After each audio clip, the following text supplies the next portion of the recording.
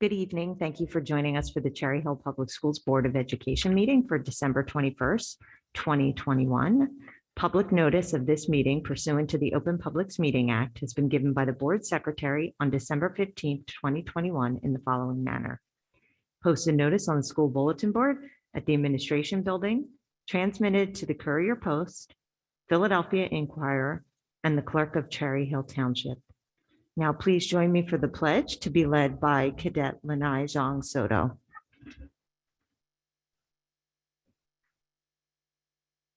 I pledge allegiance to the flag of the United States of America and to the republic for which it stands, one nation, under God, indivisible, with liberty and justice for all.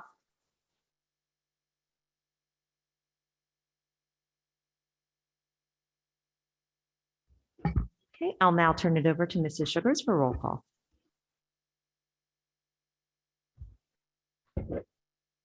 Mrs. Arroyo.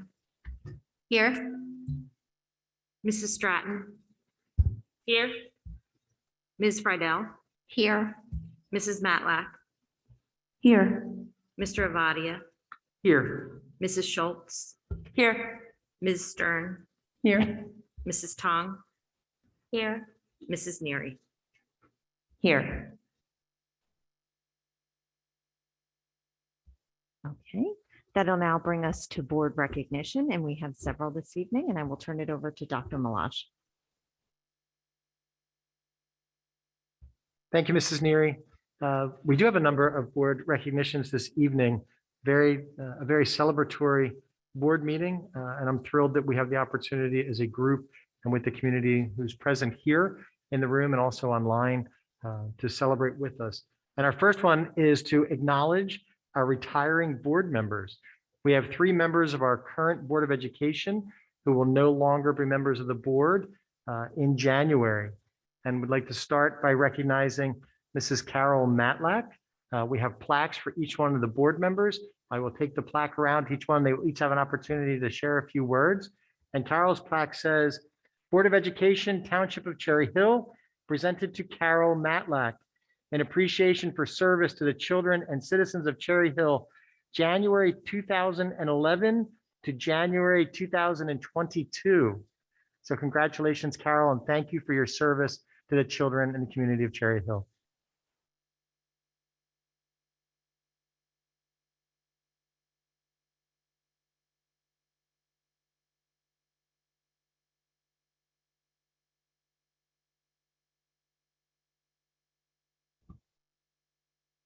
Okay, so all of you know, I'm a woman of few words. So I just want to say thank you to our staff, our incredibly dedicated staff and administrators. I'll try not to get choked up. The board members I've worked with and learned from over the years, and my family, who has been very patient with the late nights, interrupted dinners, and vacations so that I could do a job I loved, being a board member. So it has been an honor, and I thank you.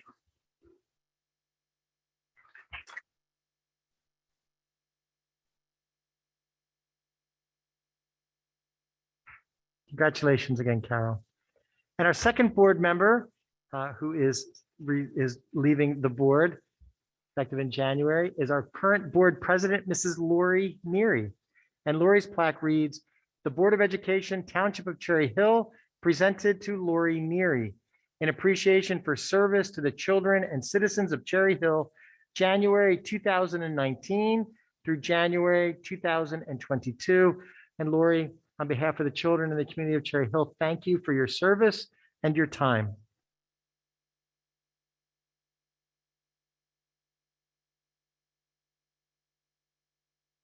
Thank you, Dr. Milosh. I want to say thank you, as Mrs. Matlack did, to the staff, the administration, the students, the community, my family, who, when I started this journey about 4 or 5 years ago, before I joined the board, I don't think anybody could have imagined what these last 3 years would have looked like. Certainly not working in, an elected office in the time of the pandemic has certainly been interesting, to say the least. I can't thank my family enough. They've definitely had to endure quite a bit, and I couldn't be more appreciative of them. My husband, for what he's taken on while I've given my time to the children of Cherry Hill. An elected office is definitely not for the faint of heart. And I've learned a lot from all the board members. I thank every one of them, some that, passionately believe different things, but I still have the utmost respect for anyone that has to serve at this table and endure some interesting times. So thank you, all of you. It's much appreciated. And now I can focus on family and my first love, advocacy. So thank you.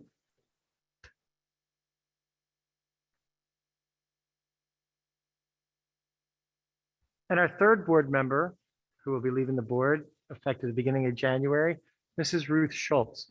And her plaque says, Board of Education, Township of Cherry Hill, presented to Ruth Schultz, an appreciation for service to the children and citizens of Cherry Hill, January 2017 through January 2022.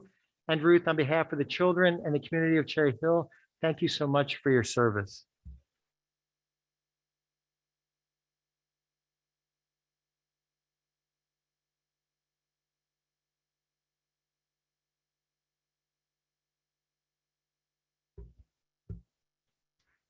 Thank you. I just wanted to start by recognizing all that Carol Matlack has done for our school district over the past 11 years that she has volunteered her time on the Board of Education. Carol has been on this board through several presidents and has even served in leadership roles herself. Through all the changes, she has always stuck to her morals and core beliefs to make decisions. Cherry Hill is better as a result of her work on the board. On a personal note, I would like to thank her for her guidance, honesty, and setting an example that I have tried my best to follow. I would also like to thank Lori Neary for her years served on the board. No one could have predicted a pandemic, and I want to acknowledge her leadership these past years, as it certainly not has been an easy road for our board president to have to navigate. Thank you for your time on the board, and thank you for navigating our board meetings during these uncertain environments. I would also like to recognize all of the work and hours, which largely go unnoticed, that Dr. Milosh and our central administration put in order to maintain the level of education and care that we provide for all of the students in our district. We have great schools.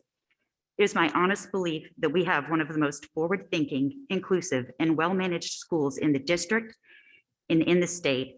And while all of that starts with the people working in this building, it is the teachers and staff that make us who we are. One of the things that I've enjoyed the most about being on the board has been hearing all of the amazing things that our teachers do in and out of the classroom, and I don't feel we hear enough of. My family specifically moved to this town from Colorado 11 years ago because of the reputation of the schools and teachers. I can honestly say that the care and support that my kids have received to this point from their teachers has been amazing. And if I had to do it again, I would do it all exactly the same. And finally, I would like to thank my family for putting up with all the Tuesday and other weeknights that I've been at Malberg and more recently High School West. Through it all, which started with ragtime to the lunch debate, the aftermath of Parkland, COVID, and all the things that have come up in between, you guys have always supported me. If I had to make one last observation, it would be, however, the past few years, it seems that social media and specifically Facebook has taken over the discourse of our board meetings and discussions about our schools.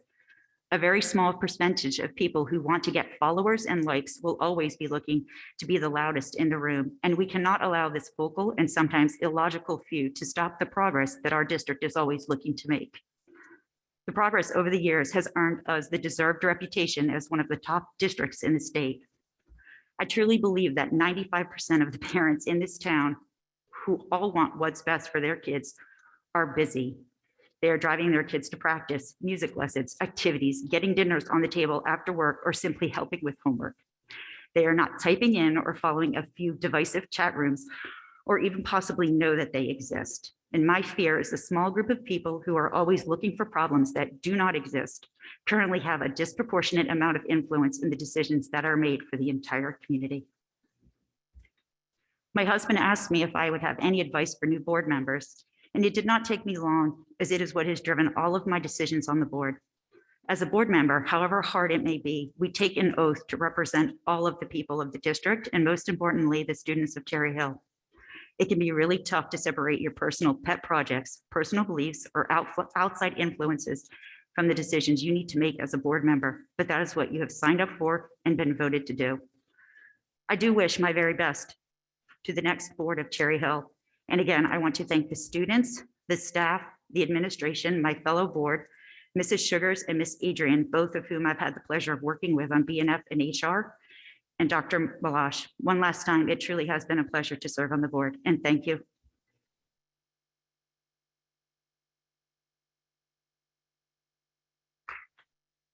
Thank you and congratulations to all three of you. Again, thank you on behalf of the children and the staff, the community of Cherry Hill for your service. The second recognition that we're going to do this evening is for one of our retiring principals. We have two principals who are retiring at the end of December. We will honor one this evening and one in January. So tonight, I'm thrilled to recognize and honor Mr. Bernie O'Connor. And Bernie, if you will step to the microphone, I'll be down there momentarily. Bernie O'Connor is the retiring principal from Beck Middle School.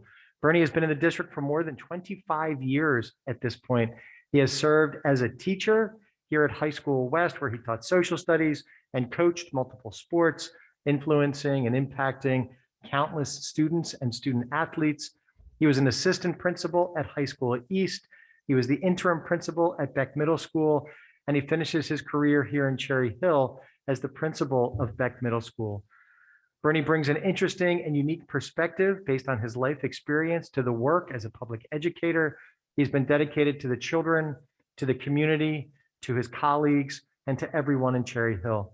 So for his more than 25 years of service, we are pleased to honor him and to recognize him this evening. We have a special little statue, I guess, Bernie, and it says at the top in Chrome type word, it says inspire.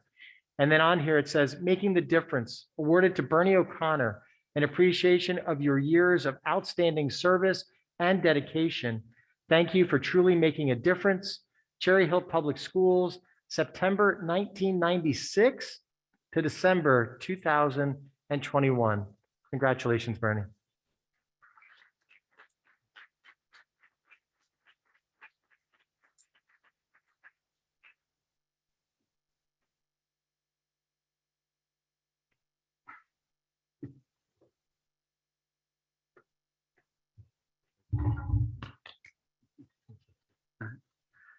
So those of you that know me know that I'm the master of the Irish goodbye, and this is really not my thing. But I want to thank Dr. Milosh for the more than 15 years that we've worked together in multiple capacities. He was my principal here for a couple of years. At West, he was my mentor in my graduate program. We worked together as colleagues, and I truly appreciate our time together. The other members of the central office that have been so supportive, Ms. Sugars, Ms. Adrian, Dr. Mahan, Dr. Morton, Don Bart, I really appreciate all the support that you've given me through the years. To the members of the Board of Education, thank you for all of the timeless work that you put in for our students. I realize that it is unappreciated. It's not just underappreciated, it's unappreciated work. And thank you for all that time. To my family, to my wife, Mary Ellen, who is watching, I think, to my sons, Matthew and Kevin, and my 4 wonderful grandchildren. Hey, I get to spend more time with you guys now. So thank you very much for this recognition, and I appreciate it. Thank you.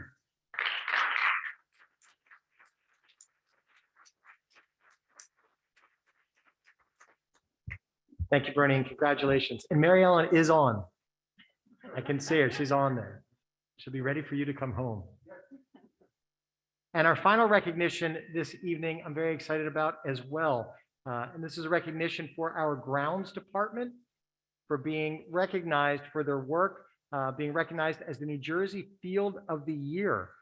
And in the board agenda, it says the board is proud to recognize our grounds department for the New Jersey Field of the Year Award given by the Sports Field Managers Association of New Jersey for the Barbara Richterman Complex. Mrs. Wilson, I had the opportunity, I guess 2 weeks ago, Mrs. Wilson, where we met the guys over at the field and filmed a little quick minute.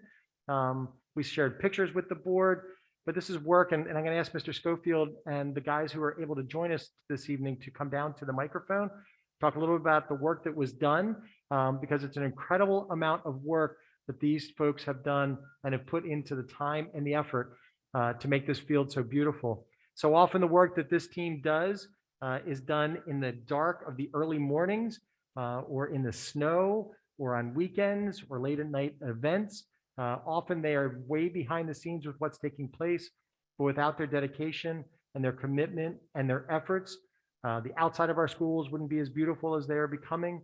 The curb appeal wouldn't be what it is, and this field never would have been recognized the way that it's been recognized. So Mr. Schofield, if you would introduce the team or the guys that are able to be here with us this evening and just share a little bit about how this was determined. Good evening. First, I'd like to thank everyone for your support over the last 3.5 years. I came from Cinnaminson after spending 10 years there and actually won a Field of the Year over there. So this is even more rewarding, especially with this team. Actually, it's not even my team, it's a family. We have breakfast together, we have lunch together. During snowstorms, we've had 3 days crammed in our building, you know, sleeping on cots. We spend a majority of our time together, probably more time than I spend with my family. So it's been a pleasure, you know, working with these guys over the last 3.5 years. And when I came to this district, my director, Greg McCarty, said he wants a Field of the Year in 5 years. I said, I'll do it in 3. And he's like, cocky. I was like, no, confident. I was like, you give me the good team, the resources, I'll give you anything. And these guys are the reason why we're standing up here today. You know, I had a vision, I had a dream, picked the worst field in the district and said, we're going to get a Field of the Year out of this in 3 years. And over the last 40 months, you know, no one came out and said, thank you, you guys are doing a great job. It's all the behind the scenes work, the blood, sweat, and tears, and literally blood, sweat, and tears that we spent on that field. We're renovating everything from the ground up, killing everything off, redoing the irrigation, all in-house, bringing in a company to oversee and basically lay the foundation for what we have today. And I'd like to introduce Nick. He's relatively new, a little over a year. He's my field guy. He's my cutter. He's the one that loves striping up the fields and keeps things entertaining, especially in the morning. Timothy has been here a while, 5-6 years, and he's the guy on the machine that everyone's jealous of, you know, especially the York rake. So Richard, he's a big addition to the team. He picks up the heavy end where I don't have to. So Eddie, steady Eddie, he's the guy on the backhoe. He's the one, when you see a lot of the renovations in the front of the school, he's the one in there with the big machinery, moving the boulders and stuff, as well as these other guys. And I have Jake, he's our new addition to the team. He's the all-around guy. I can tell him to go out and groom ball fields all day long and he'll do it. And this is one of my leads, Kyle. He's my go-to guy. If I need something done where I can't attend, he's on it. So, and I'd like to thank Dr. Milosh, Lynn Sugars, the board members for all your support over the years. So we're already on to our next project and we're looking to go on a national level for Field of the Year. So we have a couple fields that we're already renovating, and yeah, we're not stopping here. We're going to keep on moving forward. So I'd like to thank you, everyone.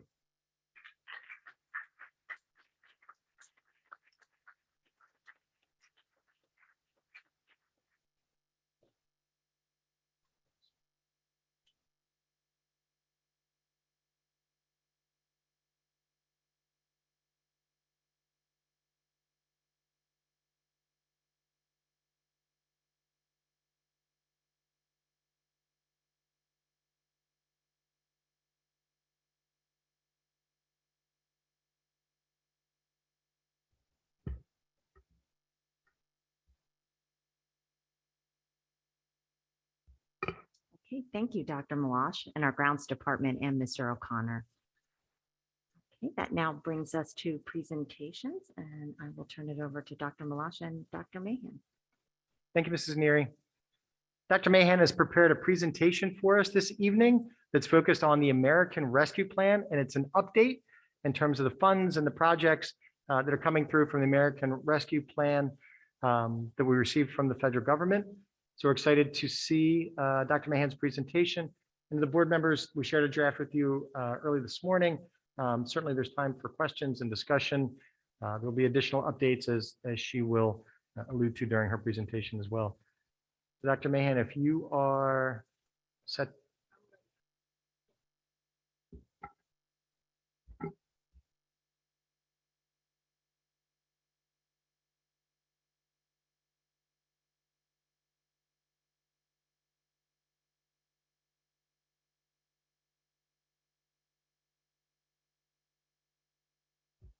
Thank you, Dr. Milosh. So there's going to be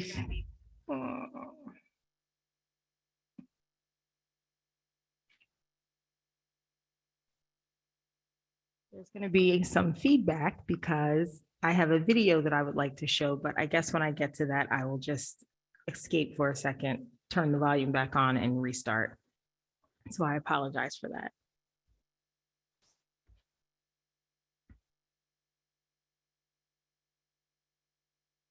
So good evening, everyone.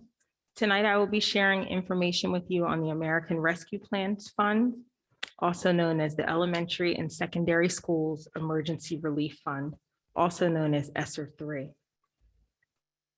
As we start with all of our presentations, I remind you again of our district mission statement. Even during these uncertain times, we are committed to developing open-minded thinkers who are able to thrive in an ever-changing world. I also take a minute just to remind everyone of our district goals focused on student wellness, purpose and passion, and connecting beyond the classrooms. Typically, when we open our presentations, we have a slide on commitments. We talk about the safe return, the availability of breakfast and lunch, transparency, and our partnerships with local agencies like the Department of Ed and the Camden County Health Department. Today, I wanted to refocus our attention to what Cherry Hill is known for. Mrs. Schultz took part of my thunder with her comments this evening. She said it earlier, we are a forward-thinking district. We provide care and support for our students. It is one of the reasons why I moved here, and I would do the same thing again. Cherry Hill has a great reputation for the schools, and we are one of the top districts in the state. Today, I would like to refocus our attention to that, what Cherry Hill is known for, our commitment to providing students with a high quality education, supporting students academically, socially, and emotionally, and remembering that what we want is for our students to be educated as well as happy and having fun while they are learning. I just want to take a minute to share this very short collection of pictures which captures our commitment to our students.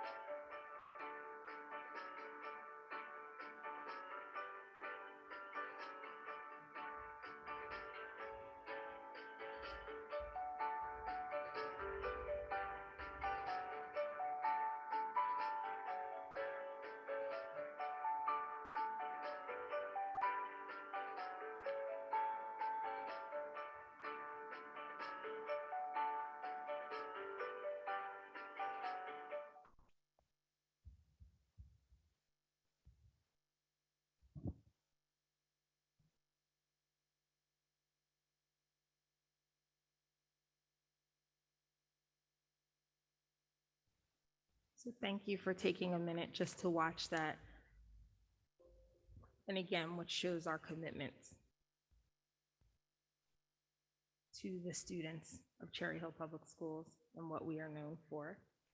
So again, back to the purpose of this presentation, the Elementary and Secondary School Emergency Relief Fund has been established to prevent, prepare, and respond to the COVID-19 pandemic, including its impact on the social, emotional, and mental health and academic needs of our students. This presentation that you're hearing this evening is really an opening act for a more detailed presentation that you will receive in January.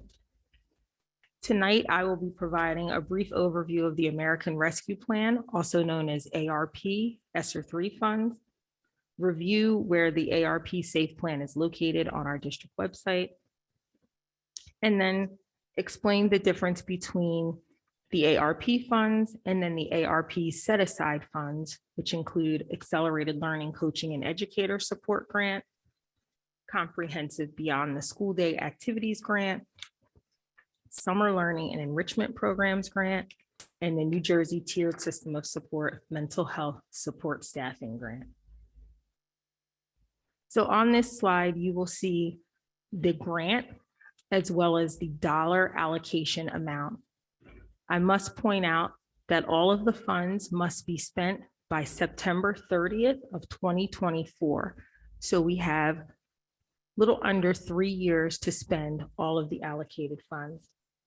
The next few slides will show in detail the allocations and the grant categories. So the first category, which is the safe return.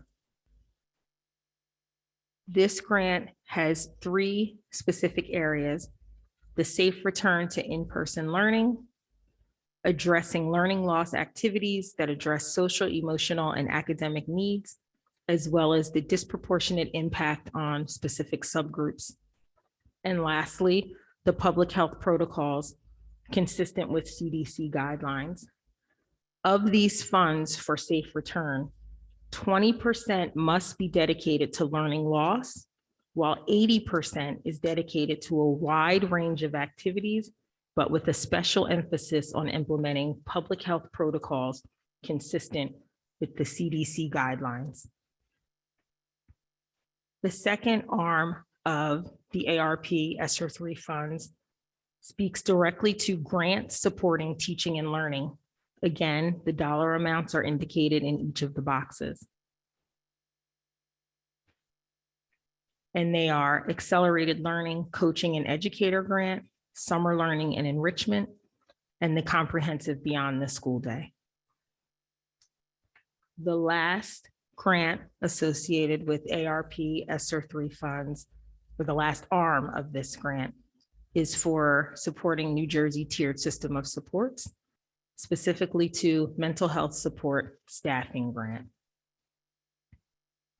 So as always, we are required to elicit feedback from our stakeholders so that we can make informed decisions around how to utilize the funds. Just to give you some examples of who we have received feedback from, that would include GISEPTA and CPAG, the English Language Learners Advisory Group, as well as teachers and students who represent our English language learners, teaching staff through CHEA, civic associations, including CHACA and CHICA, school counselors and SACs to support homeless, foster, and migrant students, Board of Education members through the Committee of the Whole, as well as the Road Forward Committee, have all informed the decision-making process around how the funds will be spent. So here is a breakdown. As I mentioned at the beginning of the presentation, this is an opening act to a more detailed presentation that will be shared on January 11th by Val Schmidt-Sadwin and Faith Holmgren. They will be sharing Start Strong assessment data results. Coupled with this, principals and teachers have both qualitative and qualitative data to make informed decisions, again, on how to utilize the funds and the best sources to meet our students' needs. The next few slides will provide an overview of each funding source and examples in practice for how we are planning to use the funds. In the coming months, more details will be shared. But again, I remind you that we have until September 30th of 2024 to spend all of the funds. The first one in more detail is the Accelerated Learning Coaching and Educator Grant. You can see the areas in which we are able to utilize the funds with a high emphasis on high quality education for students. When we talk about examples of this work in practice, we look at several different areas. The images that you see here represent several of the areas which we know we would like to spend the ESSER 3 funds on. The first one is for mental health. Although there is a set aside for mental health, we felt as a district that additional monies to support mental health and social emotional needs of our students, teachers, and families was necessary. You see images of robots and something called an Ozobot there. That is to support the implementation of the new computer science standards so that we can continue to be forward-thinking in our technology advancements. We will be exploring and purchasing technology designed to support the new implementation of the computer science standards in grades K through 8. And lastly, math continues to be a priority as we have seen a decline in achievement over the past few years. Specific attention will be provided on professional development for teachers and administrators, and a specific emphasis on Eureka Math. The next arm of the grant, Evidence-Based Beyond the School Day grant, which speaks to supporting students, again, as stated, beyond the school day, as well as evidence-based enrichment learning, summer learning and enrichment grant. Both the summer learning and enrichment grant and the evidence-based comprehensive beyond the school day grant cover many of the same topic areas. So what I did was clustered the examples of practice together on one slide. So here you will see a light bulb that represents tutoring funds that can be used for before and after school program, and when available, tutoring embedded in the instructional day, as well as homework help. An example of this will be supporting middle school students with feedback and conferring. Particular support will be provided to subgroups disproportionately impacted by the school closure, including English language learners. You'll see an image there for EduSeer. EduSeer is one of the credit recovery companies we partner with. Credit recovery ensures that students have the necessary credits to graduate and have fulfilled the graduation requirements. The self-paced packets are completed with teacher support. The next images connected professional development and math. Funds will be used to pay teachers to participate in math Saturday sessions and summer institutes, as well as family engagement nights. We have heard from parents that schooling is different from when they were in school, which leads to the last one, parent trainings. Growing our community of learners.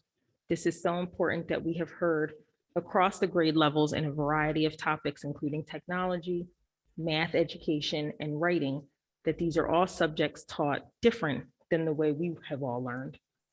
Also trainings to support parents with how to support their children at home and ways to manage stress.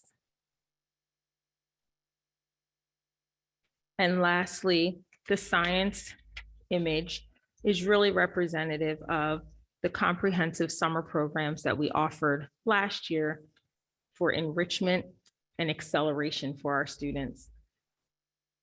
In future years, there will not be a comprehensive district-wide program. However, schools will be allocated funds to design programs that support the needs of their students. Each program will be school-based and designed to meet the needs of their learners. The summer programs were very popular, and I certainly, and nor did any of the other administrators, anticipate the overwhelmingly positive response to the summer programs. Funds again will be used to pay teachers to provide enrichment and intervention activities. for students. And the last one is the New Jersey Tiered System of Supports Mental Health Support Staffing Grant. Again, to support mental health and social emotional learning for our students and staff.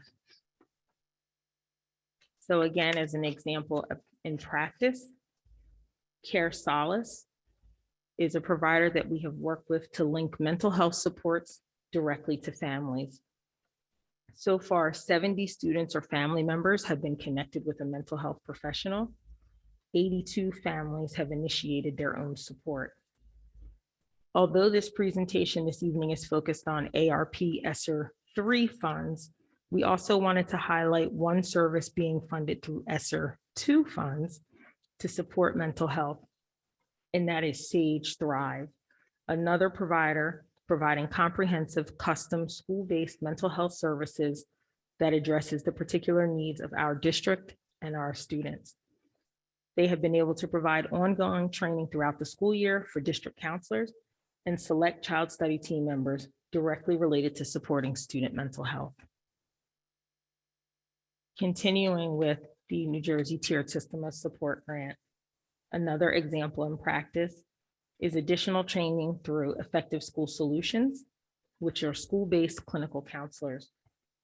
Additional clinical counselor support has been provided to support students at both Beck and West. And lastly, you see images here for Interactive Kids, as well as related services. We have increased the behavioral support services across the district, as well as compensatory education services as appropriate for students in special education.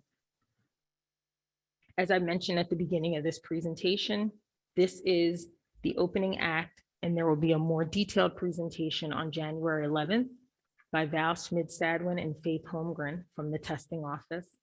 They will be sharing Start Strong assessment data results, and that will connect to how the funds that I am sharing with you this evening will be utilized to support the staff, students, and community of Cherry Hill. I end with a reminder that we continue to solicit feedback. On the district website, if you click on the Road Forward tab, if you scroll down on the left-hand side, you will see what I have circled in yellow, Plan for a Safe Return to In-Person Instruction and Continuity of Learning. And then I've highlighted again on the right side, if you would like to provide any feedback, you can complete the form, and we will certainly make sure that your voice is heard in the interventions and supports that we provide for staff, students, and community members. Any questions?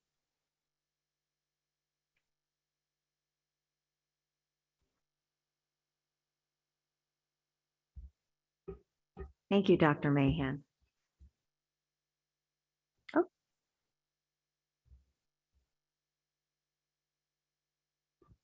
Thank you so much, Dr. Mahan. This is a great, I like the great introduction to this. Just two quick questions. The safe return dollars. So you were saying that 20% has to go, if of the ESSER 3 funds would go to learning loss, or that's, I guess, what's required. Are we, at this point, is there consideration to stick with the 20%, or might that be, I guess, increased depending on what you're seeing? So right now we have made a decision to stick with approximately 20% of that grant, in addition to the other 3 that you see that for the learning loss. We have gone through and started to allocate funds to the schools based on what we are seeing qualitatively and quantitatively, based on benchmark assessment data, as well as feedback that we're receiving from counselors and building principals. It is something that can certainly be discussed, but at this point we were sticking with the guidelines of the grant, particularly because one of our primary concerns, in order to be able to educate students in person, we need to make sure that we're following all of the proper mitigation strategies and have our facilities in a proper state in order to receive students, and that is a significant cost. Thank you. And just another quick question. Just at the high school level, since we are, I guess, at the end of January is the end of the second marking period. One of the questions that's come up, and I just wanted to see if there's any update on this quite a few times, is whether or not there would be afternoon and evening tutoring available to the students at East. I know that that's been a very successful program for the students at West, which has a different funding stream. So I know that's been an ongoing discussion. Didn't know if there's any updates. As far as I know, that is something that Dr. Morton has been working with Dr. Perry on to ensure that students at East continue to have access to before, after school, and during the day tutoring, similar to the program that is set up at West. Thank you.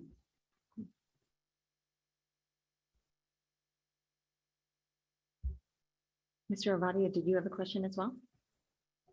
Oh, yes. Thank you, Mrs. Neary. I guess my question, Dr. Mahan, is I recognize it's a different presentation, but does this relate to the Start Strong assessment information we're going to get in terms of how the funds are spent? Yes. So this is sharing with you prior to receiving the Start Strong data, how the funds can be spent, so that as you're receiving the data from Start Strong, you are able to make informed decisions around recommendations that you will provide to us and how to utilize those funds. And, just making sure that you understand the funding sources. Thank you. And thank you for the presentation. Thank Really you. good. Ms. Tom? Thank you, Ms. Larry. Thank you, Dr. Mahin, for the good presentation. I do have questions regarding how you said the fund was going to be have to use up by 2024. I'm not sure if this is also even related to this summer. I think we have summer program. I'm not sure if the cost summer program would that be also be used for this summer to help the students that might need help, for anything they miss out. Would that be part of the fund that we will use it for the summer program as well? Great question, Mrs. Tong. Absolutely. The funds that were used to support the programs from last summer are the same funds. And we do anticipate that we will be running comprehensive summer acceleration and enrichment programs again during the summer of 2023. The difference this year, or the difference between what was offered last summer and what will be offered next summer, is that the programs for acceleration and enrichment were fully designed from a central perspective, from one centralized location. Moving forward, they will be building-based and targeted to meet the needs of the students in that school community. Okay, thank you. I have another question. Will we be able to announce or give the information out like much earlier than the last minute? I think last year we kind of gave out the very late, and a lot of parents already registered for the summer camp. So if that's possible, maybe we should give, I guess, an email out that parents know that we will have summer program for the youngsters, for our students. Thank you. And absolutely, point well noted and taken. We certainly did not anticipate the volume that we had last year with summer programs, and we definitely recognize the need to inform parents earlier so that they can register and make their summer plans. I can't guarantee that it will be in January or February when most of the summer camp information starts to come out, but it will certainly be much earlier than we did last year. Thank you for that. You're welcome. Okay, were there any other questions? Lori, I have a question. I'm Sure, not sure Ms. if Roya. this is like a building-based question, but if it is, just let me know. So the Start Smart data will allow us to or the administration to define the types of services that will be provided in each building, and that's all going to be building-based, right? I understood that. So then if your child or student doesn't assess in the categories needing additional supports, do they still have access for them, or does that just solely dependent on the results of the data? Or what the assessment was? No, I would say that what we are designing and what we designed last summer is really to support all of our students. The grant speaks to, and I don't like the term, but the term that is in the grant is learning loss in general. And, although we have some anecdotal data as well as quantitative and qualitative data, one of those points being the Start Strong assessment, there are also other factors that we would use to determine students having access to that support. So principals are certainly designing programs highly focused right now on mathematics instruction and achievement, but also across other content areas, including English language arts, science, and supporting the social and emotional needs of our students. Thank you. You're welcome. Thank you. Is there anyone else? Okay, thank you, Dr. Mahan. Next, that brings us to administrative reports, and we have the road forward, and I'll turn it over to Dr. Milosh. Thank you, Mrs. Neary, and thank you, Dr. Mahan, for the presentation. The presentation that Dr. Mahan delivered will be posted on our website by Thursday at the latest, probably by tomorrow afternoon, but most likely it will be by Thursday at the latest, for sure, it'll be up there. So folks will be able to take a look at the information. And again, a lot more to come. Hopefully you noticed she teased it out a little bit about an upcoming presentation in January. We'll want to mark our calendars for. That promises to be exciting once again. So the next presentation is going to be delivered by Dr. Morton, Mrs. Wethington, and Mrs. Case Abner. Dr. Morton and Dr. Wethington are two of our assistant, or Mrs. Wethington are two of our assistant superintendents. As you know, Dr. Morton has chaired the Road Forward Committee since this summer when we transitioned into this new committee. And if you don't recognize the name, Mrs. Case Abner is the lead nurse for the district. Her home school is at Beck Middle School, and she is with us this evening as well. So Dr. Morton, Mrs. Wethington, and Mrs. Case Abner, I'll turn it over to you. Thank you so much, Dr. Milosh, and I definitely want to say my gratitude and appreciation to Ms. Case Abner for being on board tonight. And thank you, Ms. Wethington, in advance for your support.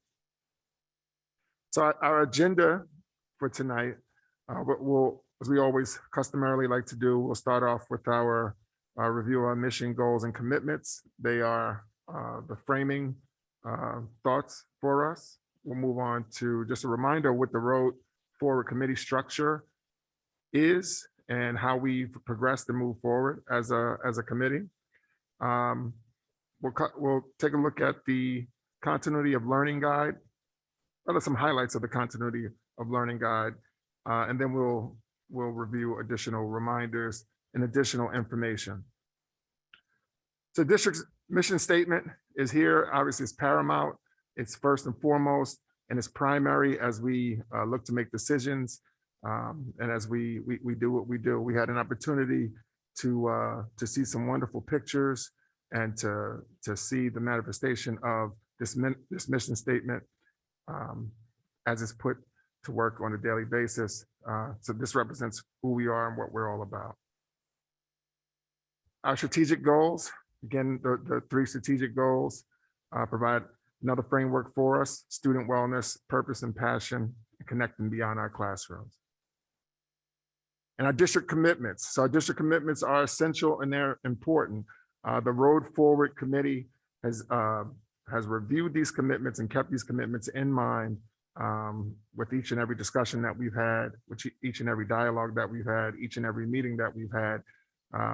Paramount to those are this idea that we want to ensure that our students remain in school for regularly scheduled school days, breakfast and lunch being available.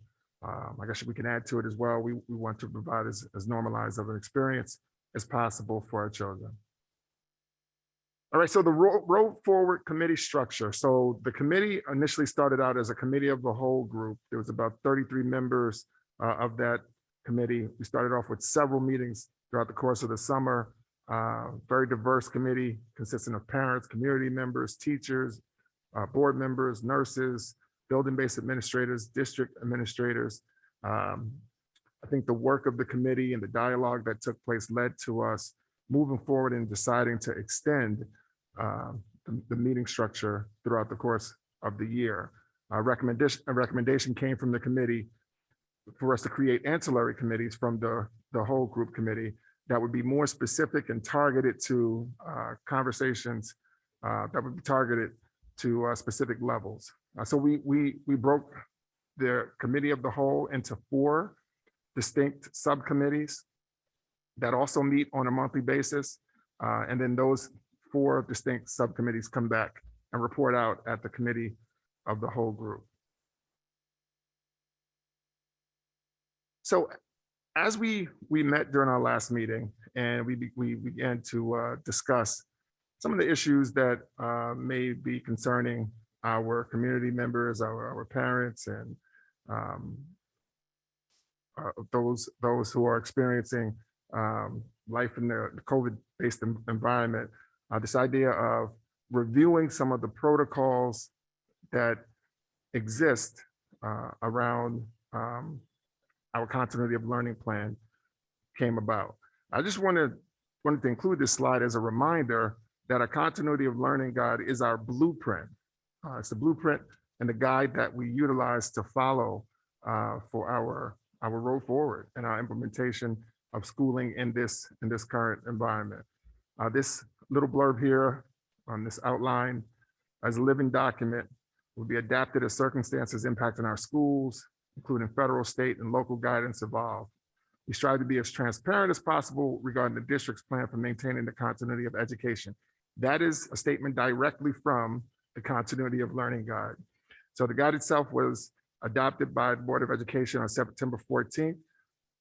It was revised several times, October 4th, 15th, and 26th. It is available for review. It is our blueprint. It's our guiding document. It stipulates in great detail how we move forward. So questions about the execution or implementation of the protocols listed in the Continuity of Learning Guide, these questions really should be brought to building principals initially. Right, so there's questions about something being implemented incorrectly. Definitely, I would suggest a conversation with the building principal. From there, myself, Dr. Mahan, always willing to have conversations if there are discrepancies that are not resolved.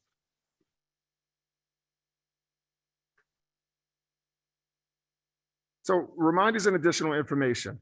Here's a document the district has produced. I think it's an important time for us to just take a step back and to review general safety protocols and precautions. Also to review quarantine guidelines, guidelines for the onset of temporary remote instruction, and then also guidelines for masking and our conversation and decisions that need to be made as we move forward as it relates to masking. So as a general reminder, something that I'm hearing from multiple schools as well is just the idea and the reminder that students and staff for that matter should be going through this daily health screening before arriving to school. A daily health screening essentially addresses asks students to reflect to see if they have any symptoms that are not caused by another condition. Those symptoms can include a fever at or above 100 degrees, the chills, a cough, shortness of breath or difficulty breathing, fatigue, muscle or body aches, headache, recent loss of taste or smell, sore throat, congestion, nausea, vomiting, diarrhea. We want to review those things, and if those symptoms are present, we are asking that you not come into school because they could be representative of a COVID condition. All right, so we want to ensure as much as possible that each individual is doing their part and being responsible to ensure that we are not unnecessarily transmitting the virus. Again, a reminder about masks. District's expectation: masks must be worn by all adults in the building at all times, unless adults are in a room by themselves, by students all times on the buses, in the hallway, in the cafeteria, APR, while going to the bathroom, while in classrooms. Obviously, when students are eating or drinking in the cafeteria, they are permitted to remove their mask. Otherwise, masks should be worn at all times. Another reminder about hand washing and the importance of hand washing with soap and water for at least 20 seconds to ensure that there's general hygiene as it relates to our hands and what we touch. And then a reminder for social distancing. So social distancing to the greatest extent possible. There was a threshold of 6 feet that was put out there. So whenever possible, we're still asking that we attempt to maintain social distancing. I'm going to turn it over to Ms. Case Abner, who will review the next few slides for us. Thank you. So the slide you're looking at right now tells you where we fall in the transmission zone. So the entire state of New Jersey is in the high transmission zone.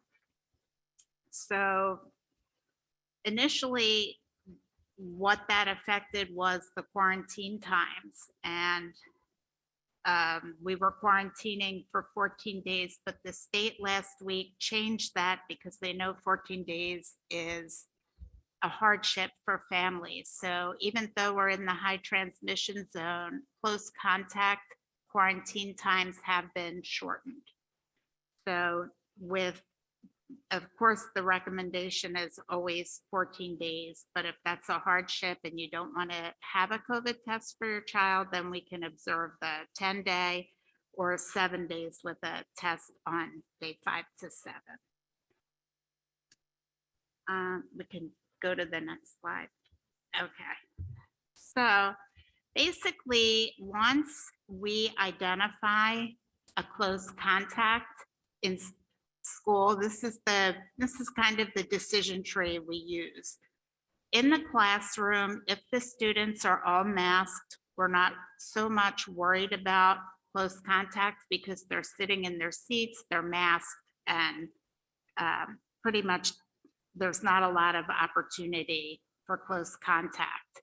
However, everywhere else, we're looking at, were they within 3 to 6 feet, masked or unmasked? If they were exposed to somebody that was positive for COVID-19, then they're considered a close contact. So you can read on this, but we're basically looking at the distance, 3 to 6 feet, and were they within that for 15 minutes or more cumulative, which means they could have been in the hallway next to each other for 5 minutes, at lunch for 10 minutes, and that makes the 15 minutes. So sometimes that's a little bit confusing, but once we establish that they've been a close contact, then of course we make the recommendations for quarantining.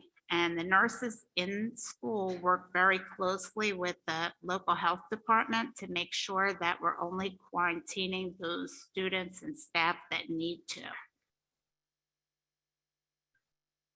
Could go to the next slide.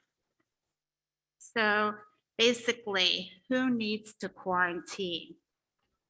If fully, I'll give you the definition of fully vaccinated is 2 weeks past your second vaccine. So if you're not fully vaccinated and you're identified as a close contact, then you will be given guidelines to quarantine. And again, 14 days is the gold standard, but 10 days is acceptable and 7 is okay with the test at day 5 to 7 after exposure. Then you quarantine for a full 7 days and you can come back on day 8. People who are in close contact but not identified as a close contact that are fully vaccinated, the guideline is to get a test 5 to 7 days after exposure, but you're not a close contact in that you have to quarantine. And if you've had COVID within the last 90 days, you also do not have to quarantine. So it's super important to communicate with your school nurses, vaccination status, send them a copy of your card. And also if your child tests positive, to touch base with your nurse so we have that on record.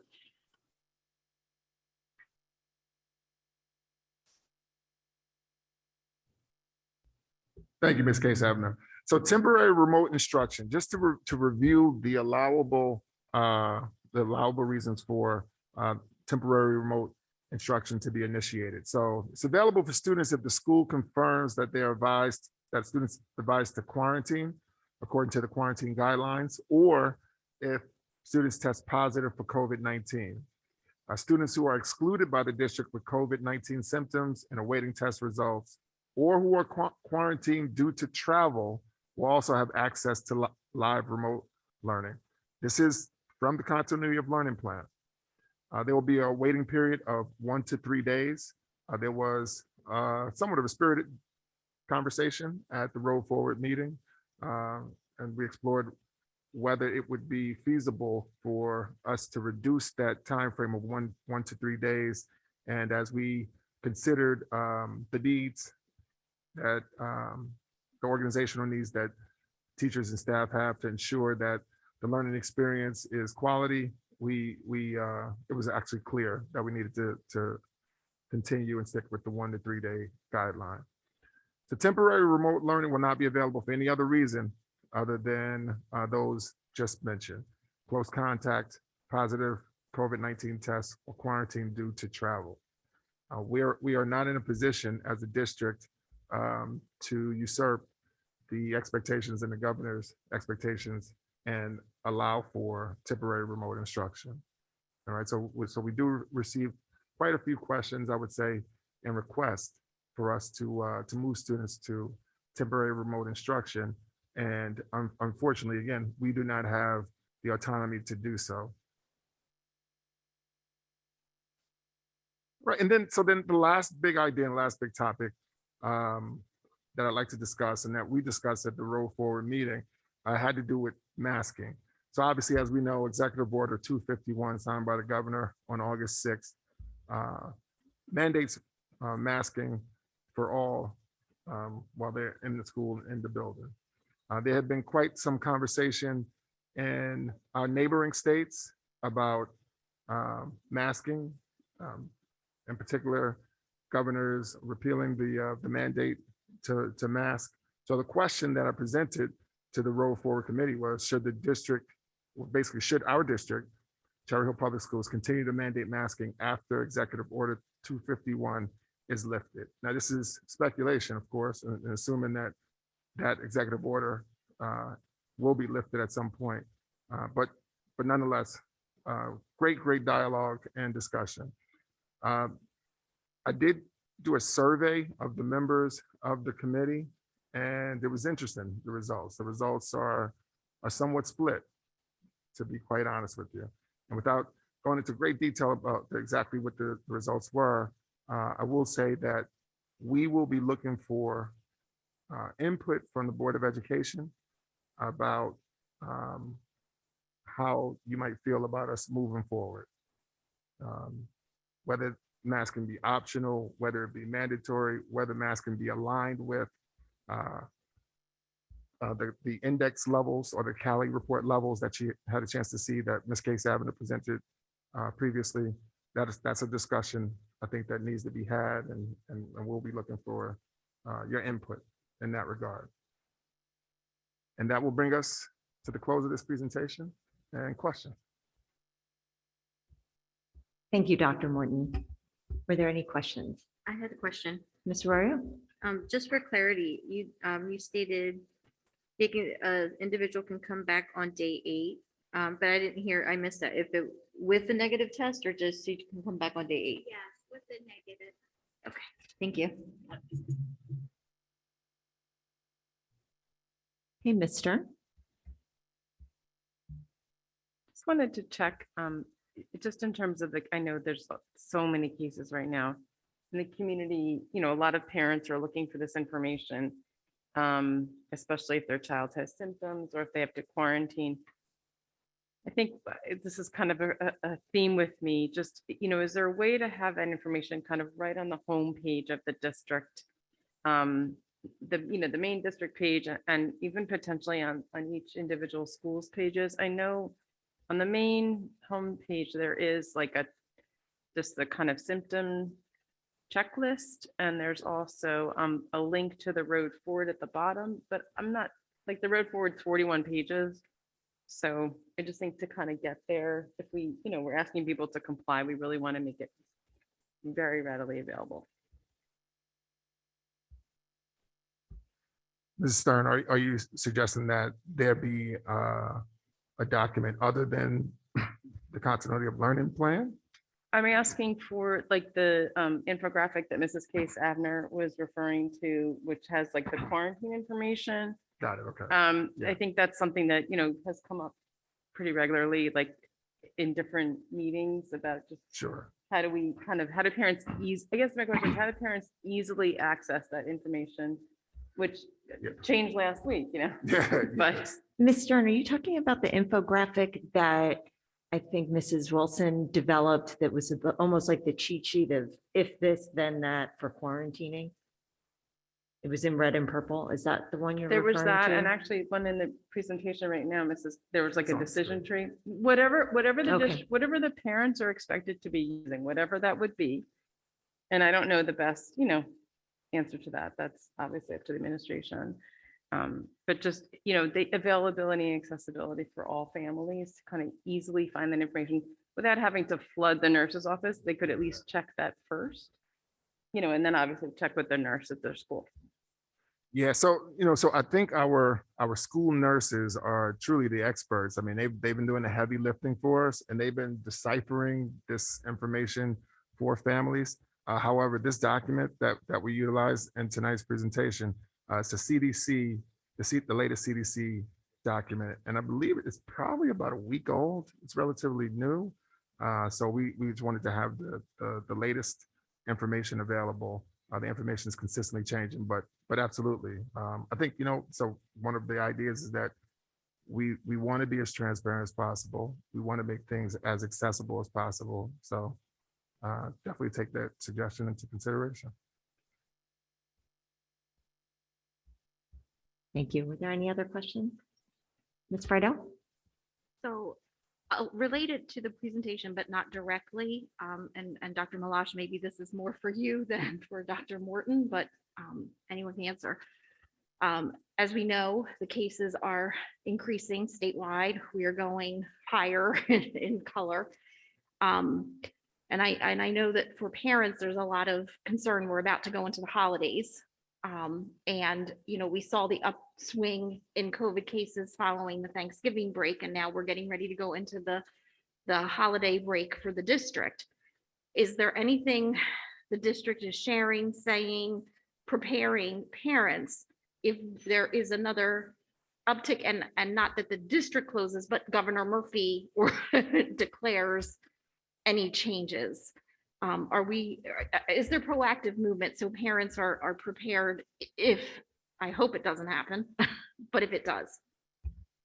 So we have not heard anything that the governor is going to close schools or anything like that. It's, could that happen? That certainly could happen, right? The governor has acted, I would say impulsively or quickly without sharing information with schools in the past, for sure. We have a plan that the committee worked on in place should we need to go in the remote. I know, Dr. Mahan, the elementary principals were currently have been emailing out with parents about if children need devices, they don't have devices, to make sure that they have them, that they are accessible. Our intention is for schools to remain open and to do everything we possibly can for schools to remain open.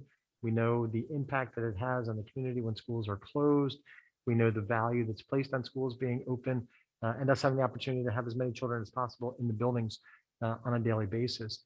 One of the things that we will continue to encourage parents to do with their families and with their children, for sure, is to be careful, right? To continue to practice those mitigation strategies. The mitigation strategies don't just work in schools, they work in the community and they work at home as well. And unfortunately, there has been an increase during the month of December in positive cases. And again, as you've seen, and as you said, Ms. Friedel, on the map across the state, everybody is in the orange in the high range. Ms. Case Abner and I went back and forth via email over the last couple of days. I hear from nurses, I hear from other people, with concerns about what's taking place. One of the other things that we really want parents to do too is if they're concerned their child's exhibiting symptoms, or if they've taken their child to be tested, child should stay home. We want parents to err on the side of being cautious and keeping their children home. We have seen over the last couple of weeks a number of parents who have called and let the nurse know, because the child's in school, that they just got the results and their test is positive. If your child's been tested, have your child stay home. We'd much rather the child be home because they're being tested than to be in school and possibly exposing more children and more folks that are there. So the plans in place, again, Dr. Morton and the team have done a nice job. We meet with the principals tomorrow afternoon, all of them. It's part of the discussion that we will have about what it is that we are doing as we look into January. But our intention is, for schools to remain open. I did hear from some of the zone PTA folks late over the weekend and on Monday that there's been conversation swirling in the community, worried that we were going to announce that schools will be closed for 2 weeks after the break. We have no intention at all to make that announcement. That's not, Cherry Hill is not, Joe Milosh is not saying, that we're going to be closing schools at all. Again, the governor has done different things in his time. If he was going to make an announcement, we would have hoped that would have been by now. Next week is a terrible time to make an announcement, just for parents and families and children to be able to prepare. The struggle, and like I said before, the impact that it places on the community is incredibly challenging. Thank you. Are there any other questions? Okay. Thank you, Dr. Morton, Dr. Milosh. That'll bring us now to correspondence. Did anyone have any correspondence? Mr. Avadia? Yes, thank you, Mrs. Neary. So a few of us were at the last town hall for the year on the improvement plan. It was on the 15th at East. We had about 40 people participated between in-person and virtual, and student voice actually featured very prominently in this one, which is the first one in the ones I've done, and I've done quite a few. That town hall is now on our YouTube channel. We do still need input. I've talked about compression. I won't talk about it again, but it's real. Planetchclc.org if you have complicated things to say, but I think Thought Exchange will be open into the new year, and we do need to hear from you. And the only other thing is, had a couple art experiences in the district. I got to see Charlie and the Chocolate Factory at East on the 12th. Very cool show, very well done. I mean, congratulations to all that were involved in getting that together. I was able to, in a non-board world, do some winter concert experiences at East and Rosa. And I just wanted to say to the board that it's great to see the vibrancy and power of the arts in our school communities. It's really very moving, and our students work incredibly hard. So it's just great thing to be a part of. Thank you. Thank you, Mr. Avadia. Was there any other correspondence? Ms. Friedel? So I just want to say, I too was able to see Charlie and the Chocolate Factory at East. They did a fantastic production. Congratulations to the staff, the students, everybody involved.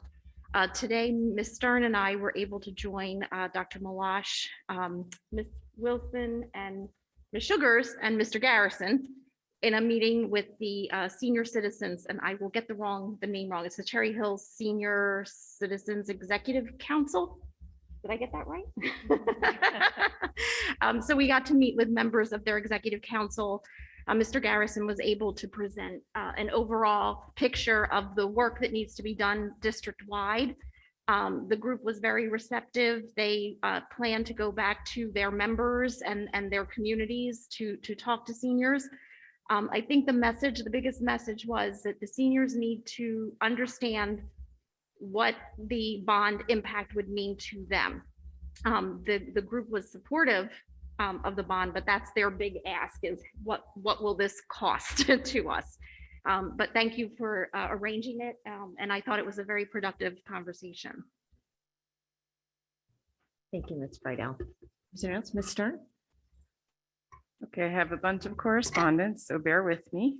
I'll start with December 9th. Got a chance to meet with the high school level road forward meeting, which was a small but mighty group, and we had discussions that were then folded into the larger road forward meeting, which I was at on 12/13, which Dr. Morton shared about, so don't need to hear any more about that.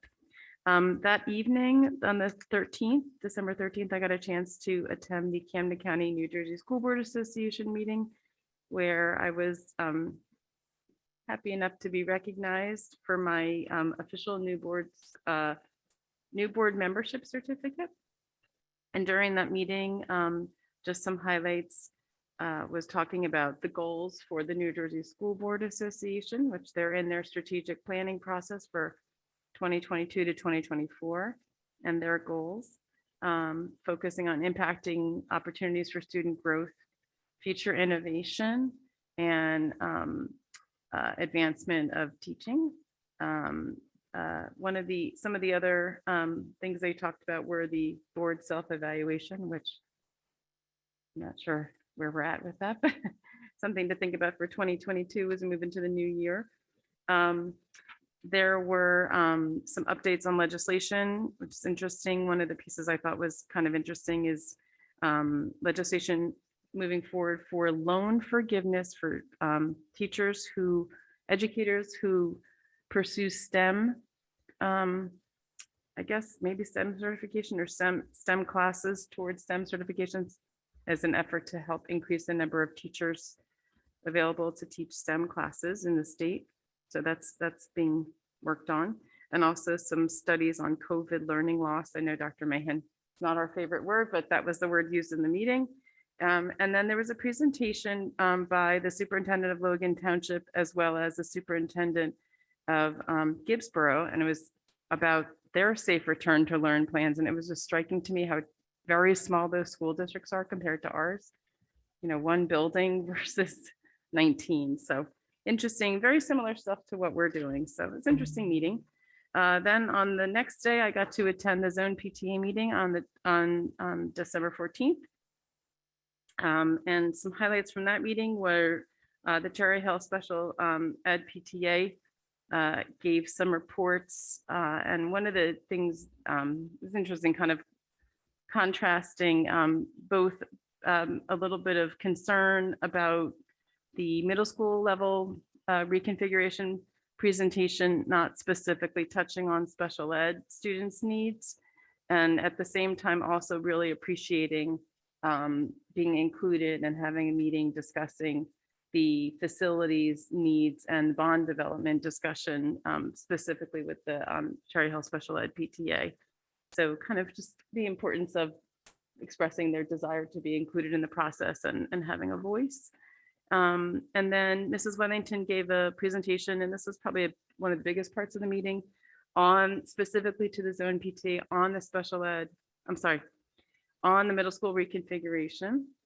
And there were a lot of questions, a lot of discussion, and definitely a lot of, overall, I think some of the similar feedback that we've gotten here from the Board of Ed. And I think, some of the takeaways I had were just concerns about the kind of the current students who are in all of our middle schools having to figure out, are those kids going to be able to stay put even as schools might be reconfigured? So a lot of concern about that, a lot of concern about the timeline for the decision that we will need to make, because students who are considering, putting their names in for the possibility of being selected to go to Rosa for next year have to do so by March 15th. So, asking that, how will these kids decide whether or not they want to go for trying to attend Rosa if they don't know if they're going to be able to stay there once they get there? So I think that's kind of a burning question that we as board members really need to think about responding to sooner rather than later. is what I took away from that. And then just a lot of, questions about and concerns about the decision, the impact of the middle school reconfiguration, including elementary schools. And I think one thing that came up that I think really needed to be emphasized in that meeting and probably others is that, the presentation was kind of the first pass, and Dr. Milosh talked about that. It was truly like the first presentation to the board. And that's really now going to be our charge moving forward in the new year to really discuss all the options that we were presented with. And I think there's a little bit of a misunderstanding that although there are recommendations from the committee of a couple of the options, really all the options are on the table. So I think that was important to we had that discussion, or that was discussed, and we mentioned that. On December 15th, I got a chance to go to join Mr. Avadia and Mrs. Friedel at the town hall, which was great. And then that was at East, I'm sorry. The next day on the 16th, I got to do 2 fun events. One is I went to the Cherry Hill Education Association's Winter Wonderland, which was at Johnson. It was a drive-through. There was all kinds of kind of lawn decorations for the holidays. Cherry Hill Education Association started this, I think it was last year was the first year. And they started it at Man, and they're looking to rotate to all the different elementaries, hopefully. That's their hope, year by year. They gave out gingerbread houses to the first, I don't know, I think it was like 800 families. And then they had backup crafts and candy canes. It was really a really cool event. The kids were like, so excited, and, the families were excited, and the kids were, like seeing their teachers and ed assistants and principal and calling, oh, hi, Mrs. So-and-so, Mr. It was really, it's like the reminder of like why being on the board is so great when you get to do that kind of stuff. And then later that night, I got to go, and this was actually more as a parent, but nonetheless, I was able to enjoy the winter instrumental concert at East. And I just have to say, like, it was so amazing. The students were just so, given the fact that a lot of them have not been playing together for very long, the concert was phenomenal. The students are so talented. The teachers are so dedicated to just really reinvigorating this music program. And this happened to be the one at East, but I know it's happening across the district for all the performing arts. And they actually brought in the current concertmaster for the Philly Pops and the former associate concertmaster of the Philadelphia Orchestra, Michael Ludwig. And he played with the East Symphony Orchestra, and they kept up. It was amazing. I just can't say enough about that concert. So, and then I think that was it. Thank you. Excuse me. I just want to clarify, I was not at the December 15th town hall. I'm so sorry, Kim. Who else was there, man? It was you and me and Sally. Oh my goodness. I It's okay, it's a long apologize. night. Thank you for clarifying. Thank you. Was there any other correspondence? Okay, then that brings us to our student representative reports. And I believe this evening we have Ariana Santiago for East.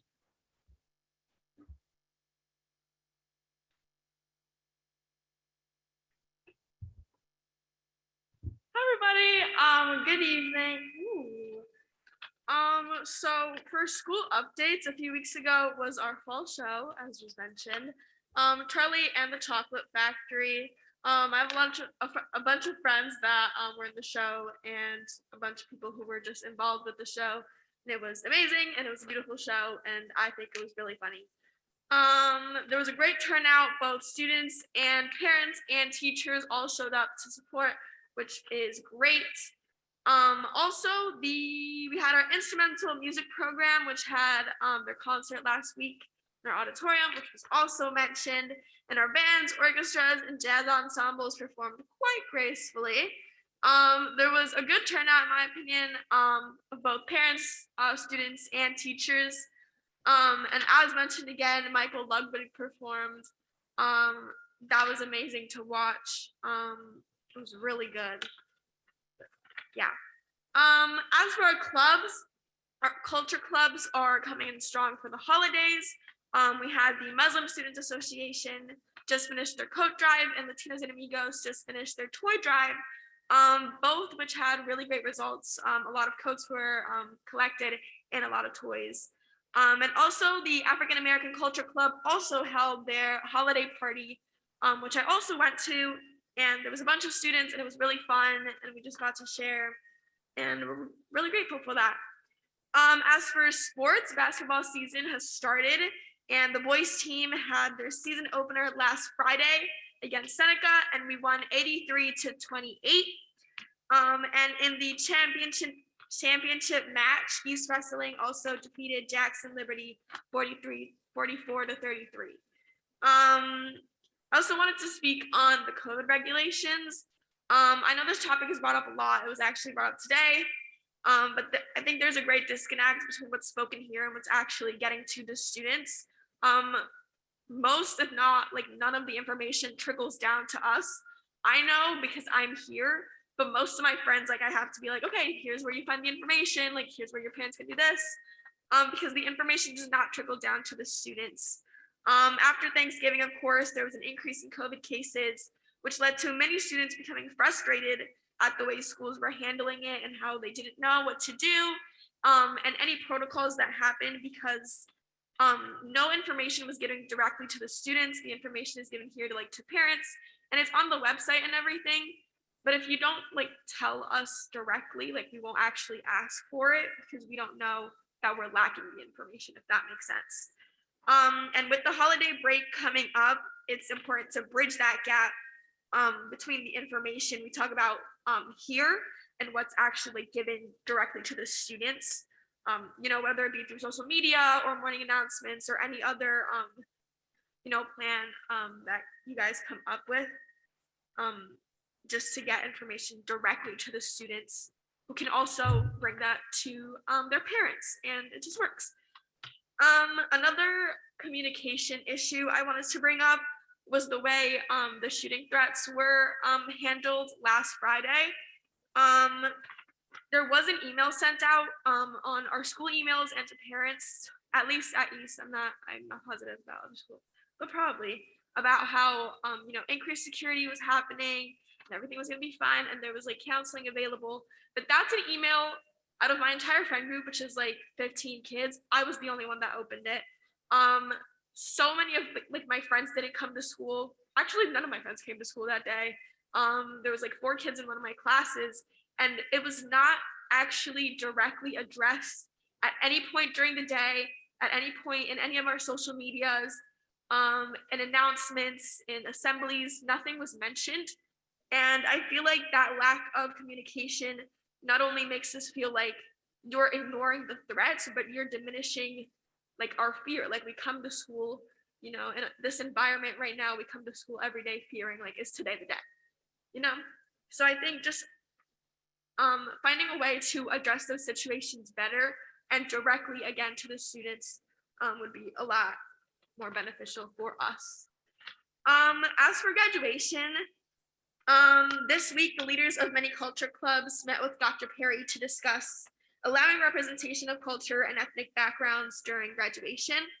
At Ease, we're not permitted to wear anything that is not our gown in any academic awards we receive.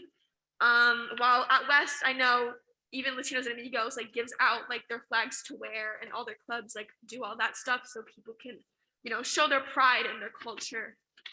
I think we should be allowed to do that as well. Many people know this, take excessive pride in my culture. My only personality trait is that I'm Puerto Rican. And I think I should be allowed to show that, especially in such a big milestone in our lives. I will personally be the first person to graduate from high school in mainland United States. And I think I should be able to wear my flag around my neck, walking down to get my diploma.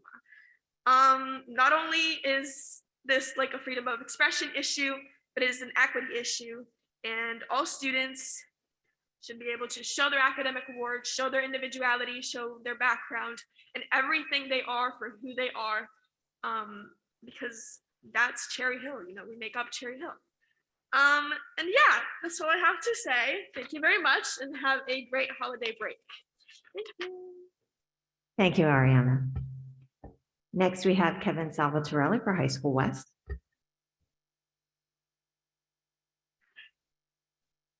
Mrs. Neary, Yes. before Ari, as the young lady leaves, can we just say to her, I know she's probably going to leave for the evening, but just want to add, thank you for her for being proud and adding that little piece in about her own heritage and culture. But personally, your personality trait is not only being Boricua, Puerto Rican. You are an amazing young woman, and we thank you for your representation of that and for speaking kindly upon other students and speaking loudly on what you want to advocate on. So please don't undercut yourself ever again. You are an amazing young woman. Thank you so much. Thank you, Ms. Stratton. Thank you. I'm Kevin Salvatorelli from Cherry Hill West, and I'm going to be honest, I think I'm going to have a hard time following up that wonderful appearance. So in school news, our SGO had a canned food drive, which collected over 800 items for the Cherry Hill Food Pantry, which included last Friday. We'd also like to congratulate Mr. DeSico on stepping up as interim assistant principal to fill in for Mr. Ramos. And we'd like to congratulate Mr. Ramos on his step up to be interim principal at Beck. In activities news, today was the beginning of our middle school tours for our language department, or for our world language department, career pathways programs, and the music and performing arts programs. We started at Rosa, and it was a great success. And we are glad to be promoting, getting involved in programs, no matter where you end up going to high school, whether it be East, West, or a private school, or anywhere else. And then there was also Mi Casita. The seniors for Spanish heritage classes, French 5 AP, Project Lit, and Life Skills class went to Mi Casita Daycare in Camden to deliver toys, books, and clothes. All items were donated by West student staff and community members.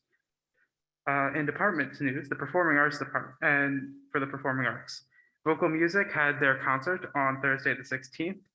It was the first concert for the vocal music program since Broadway Night in 2020.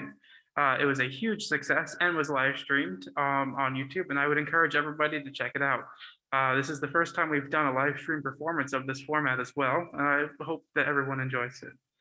The theater department is working on Cinderella just down the hall at the other auditorium. I believe they just wrapped up some of our set building, and rehearsals are still ongoing. There may even be a rehearsal in there now, I'm not quite sure. And the show will go up on January 7th for 4 shows over that weekend. The instrumental music department also had their first concert since, I believe, February of 2020. Well, they also performed at Broadway Night in 2020. And it was also the first concert of the year for West, and making it the first concert since the beginning of the pandemic.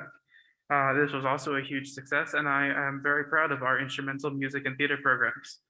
In athletics news, the winter sports season is going strong. West athletes show school spirit and community spirit no matter where they are competing or training. Air Force JROTC has been conducting its usual operations. This week, the Cadet Corps wrote down their goals for next year and hung them on the Air Force holiday tree. Finally, tomorrow on Wednesday, ROTC will be welcoming back West graduate Space Force Lieutenant Colonel Anna Gungolkin to come and speak to cadets. We're excited for the new year.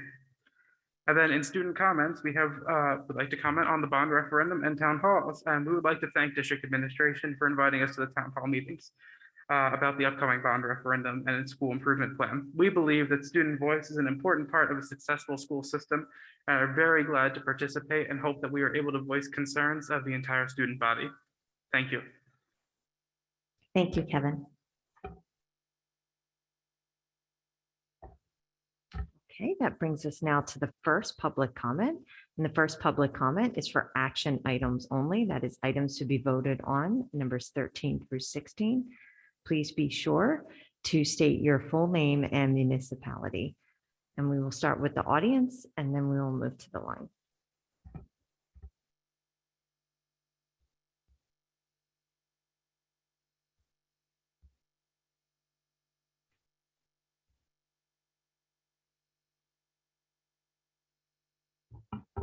Ann Einhorn, Cherry Hill. I'd like to speak on 16.4 for Carol Matlock.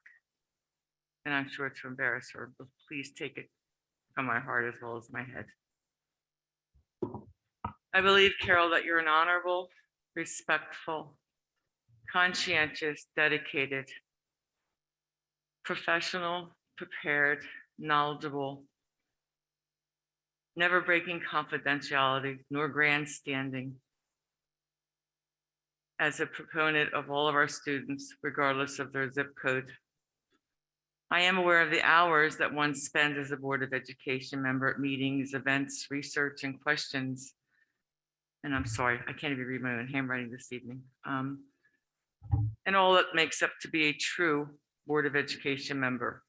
Even with the relentless and sometimes unkind, unfair, derogatory remarks on social media, you kept your head held high and continued to support the staff and students of Cherry Hill. I would like to thank your family, especially, for sharing us with the community, and you spent many hours with us. I wish you great health, peaceful days ahead, and the total bliss of enjoying that first grandchild. You are the best of the best as an example of a good, if not great, Board of Education member. Thank you, Carol. Thank you, Ms. Einhorn. I don't see any other members of the audience or any hands raised on the line. So with that, I will bring us then to superintendent's comments. Thank you, Mrs. Neary. So December 21st, this is our last meeting of the 2021 calendar year. Often in the past, you've heard me talk in the springtime about how fast things go after the first of the year, what it's like after spring break, and it's been a sprint. I have to tell you, with everything that's gone on during the course of this fall, from late summer until now, this has been an incredibly fast 4 months as we have opened up the academic year. As we were all excited to have children return, and we talked so much in the spring about children returning to school in a regular schedule and a full-time schedule, and breakfast and lunch and meals, and the excitement that kind of took us through the summer. And then we saw that manifest as all the children arrived back in September with the staff members. We realized that school was going to be different than it had ever been before. And it continues to be different. There's been an incredible amount of learning, not just in terms of the classic academic manner, what goes on in the classrooms and studying the content and the subjects, but there's been an incredible amount of learning and growth that our students and our staff members have experienced in terms of the social interaction, to reintroducing themselves as part of a social network within a building, within a community, the challenges that come along with that in terms of interaction. We've witnessed as adults in our community and in the larger community of the state and in the region and the world have had challenges as they've returned back to in-person things.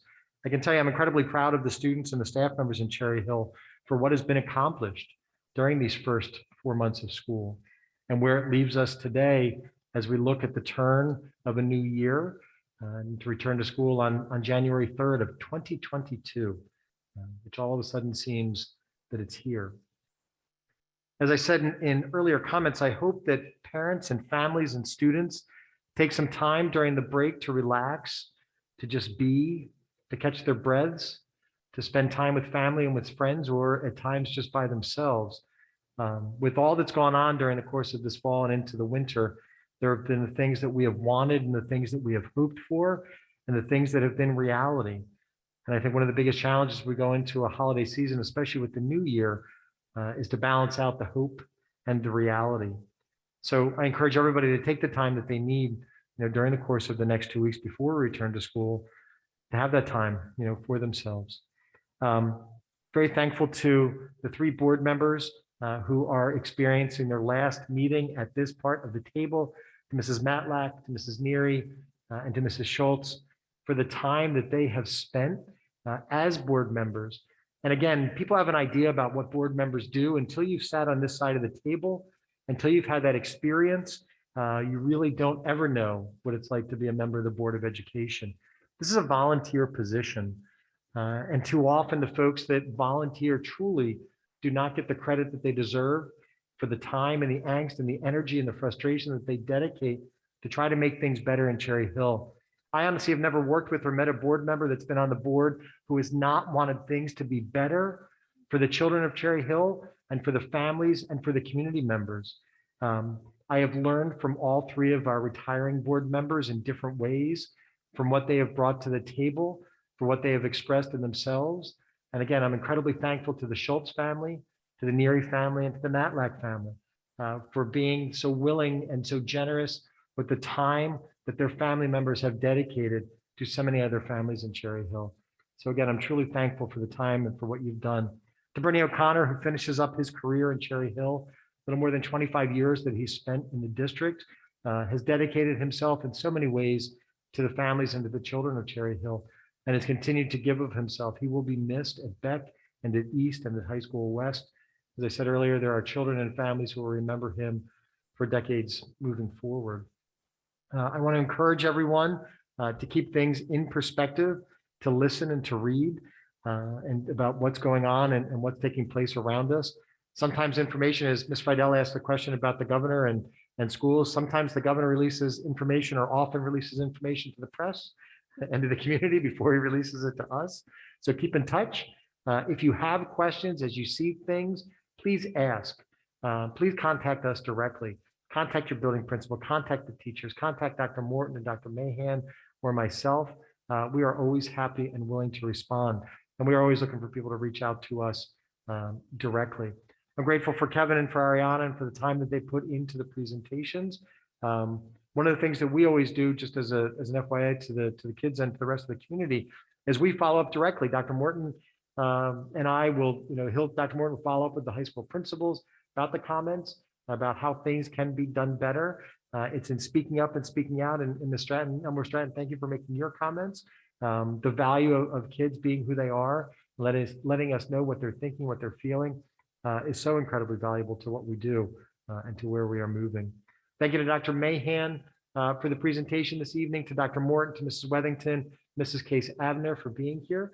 And before we move on, because she'll be participating later, especially thank you to Mrs. Schmidt-Sagwin, who's here to help and to assist in conversation. So happy holidays to everybody. Happy New Year. And again, enjoy the time. Thank you, Dr. Milosh. Well, that brings us then to our action agenda. The superintendent recommends, and I move the following items: 12.1, action consent to approve items 13 through 16. Do I have a second?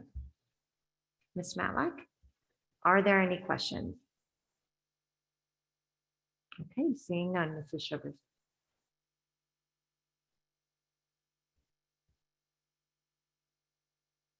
Okay, board members, the online voting is open. You may cast your votes. If you have any abstentions, you can let me know that now. Ms. Sugars, I need to abstain from items 16.1 and then yes to the remaining. Mrs. Sugars, I'll be abstaining from 16.4 and yes to the remaining.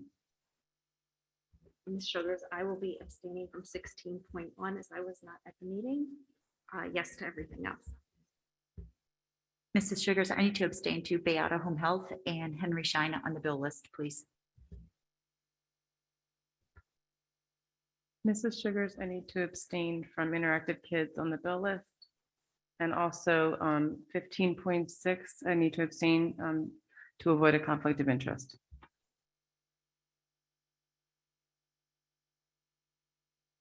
Okay, other than the exceptions noted, we have a unanimous yes vote. Okay, great. Thank you, Mrs. Sugars. Brings us to strategic planning, and I don't believe we have any items this evening. Okay, and then I will move to new business, and I will turn it over to Ms. Friedel. Thank you, Mrs. Neary.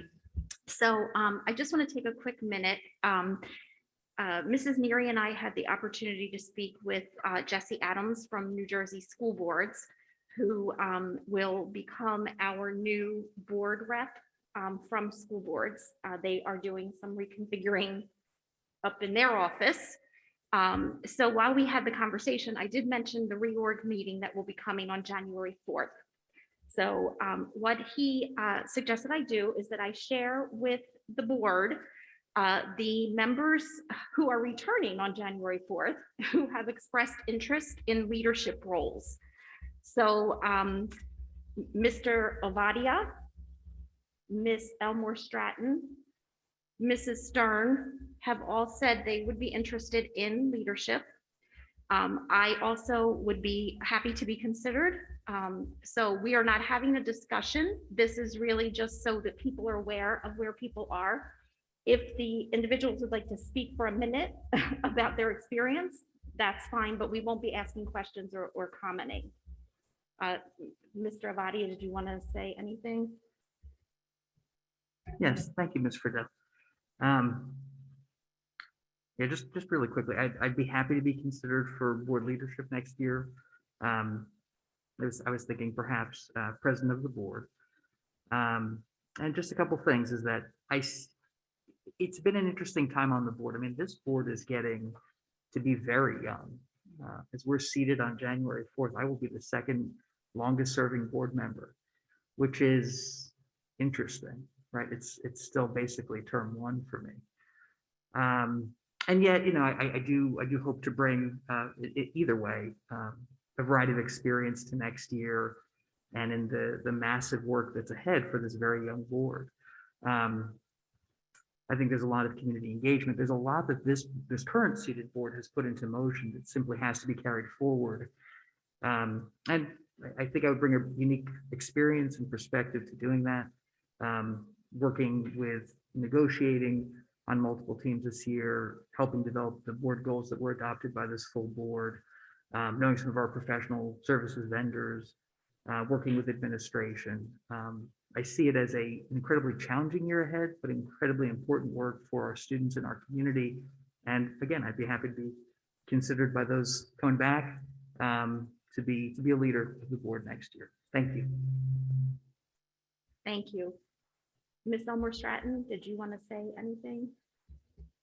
I wasn't really prepared to speak on anything, but I'm happy to take on any role that allows me to help the board out and get on more responsibility because I see so much that a lot of you are taking on, like Mr. Avadia, who's giving up almost every single night for town hall meetings, and you know, the rest of the board that are on several committees. So I'm just open to assisting and sitting on any committee or leading in any way that would help to relieve some of the burden off some of the other members that are on the board.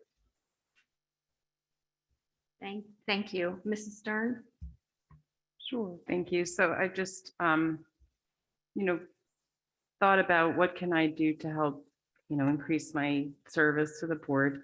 And, you know, this has been my first year, definitely a trial by fire, we could say. But, you know, I think that I'm just offering to step in further. I've done a lot of engaging this year, which I've really enjoyed. And it certainly takes a lot of time, which we all know, a lot of time of reading, a lot of time of thinking about where we're moving, juggling a lot of different items all at once. And I think the next year, our board is positioned to make some very big board decisions about some very big efforts that we're putting into kind of helping shift the direction, or I guess help direct, you know, where we're going as a district. And you know, I got a chance to work closely with Mr. Avadi on board goals. Sorry, not board goals, district goals, which was a lot of work and really neat to do. And I think, you know, just being involved in a lot of different meetings, I've learned a lot. I feel like I bring a good ability to lead. I do that in my professional life, and I think I can, you know, bring that here. So, you know, I'm interested in helping develop the succession as we move forward of leadership for this young board. And if it can help, I'm happy to do it. So figure where we're at in January. Thanks.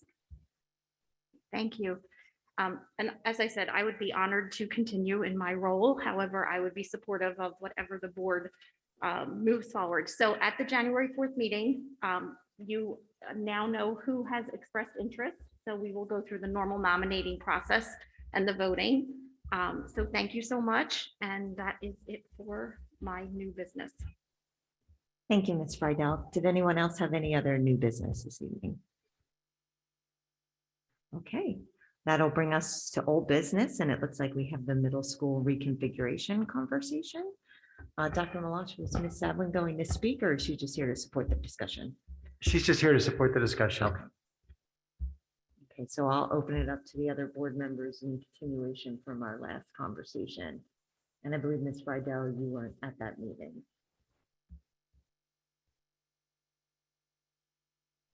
So I apologize. I had 2 sick children. I was actually at the ER when the board meeting started.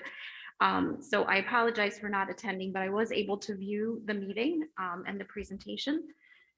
So I don't want to belabor anything, but I just wanted to kind of share a couple of my thoughts. So number one, I don't particularly feel that a middle school 6th grade center, in light of all of the transitions, mental health, moving forward,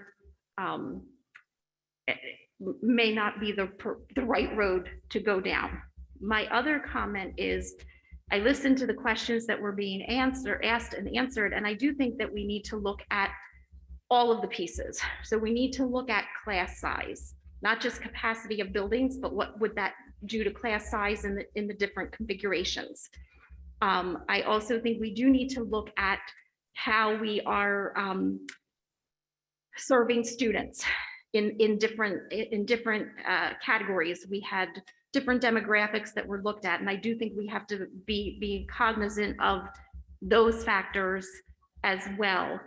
I'm not clear, and that may come in the next presentation that will be coming in January, but to have like the 6th grade center model, would that mean that every special ed program would need to be in ROSA as well as in the other schools? And what would that picture do financially, fiscally to the budget? So I think we need that information. I feel like I had one more comment and it's gone. So if it comes back, I'll let you know. Thank you. Thank you, Ms. Friedel. Did anyone? Oh, yeah, go Can I ahead. just make a comment? And Ms. Friedel, thank you for your comments, just because it kind of piqued some of the things that we've been talking about internally. So we expect that there will be additional presentations. I can tell you what the committee is looking for, in consultation with Mrs. Wethington and talking to her about where we are with what's going on, is direction from the board, right? So the charge from the board that goes back to last spring, was to take a look at the middle schools and come up with recommendations for the administrators, for the administrative group to come up with recommendations for reorganizing the middle schools. So that's what the committee worked on. That's what took place during the course of the fall, until that presentation was delivered, came up with a number of different options, and that kind of thing. So what they need to know next step is, what direction does the board want to go? What's the board value? Because in those, right, in making one determination about placing children in a certain configuration is going to mean that another one can't be done, right? And there are different things to go through. I think they're really looking for, what does the board value? What do they want to see? What direction do you want to go? That kind of thing. Mrs. Wethington, does that address? That is essentially correct, Dr. Milosh. I'd also like to just reinforce that we were asked to come up with creative options, things that were not necessarily traditional, things that might challenge the status quo, which we tried to do, but we can't move forward without knowing the board values. So if a board value, for example, is that students stay in the same building, then that would be a way for us to move forward. Thank you. So I will say, for me, one individual, I think that more of the neighborhood or 6th, 7th, and 8th grade model is more the direction that makes sense to me. My other comment that I forgot was that to me, it's also important that the students be able to continue and finish wherever they are. So the incoming sixth graders would be able to stay at Rosa, and there would be a plan to move them if they chose. I mean, if they chose that they wanted to go to Beck or Carusi. But to me, I think it's important for that continuity, for that planning, that be allowable. So that's just my direction. Thank you. Thank you, Ms. Friedel. Were there any other comments? Mr. Avadia? Yes, thank you, Mrs. Neary. So as I don't know that it's sort of, you know, I've had some time to think of it. I think it really, for me, comes down to three issues that I see. One is, and look, the board no doubt asked administration to come up with this. We're in this together. I think a comment that maybe Ms. Stern made earlier is that people think we're further ahead in this sometimes than you are. And then it's like, you know, you go to like the 30th town hall meeting about the bond and people are like, why don't you have this figured out? And you're like, well, because we're trying to figure this out with you. And so I think there is a piece here about just chronology. This is the first time we're seeing it. These are creative options. And in my mind, this is exactly what we asked for. Having said that, there are at least three issues.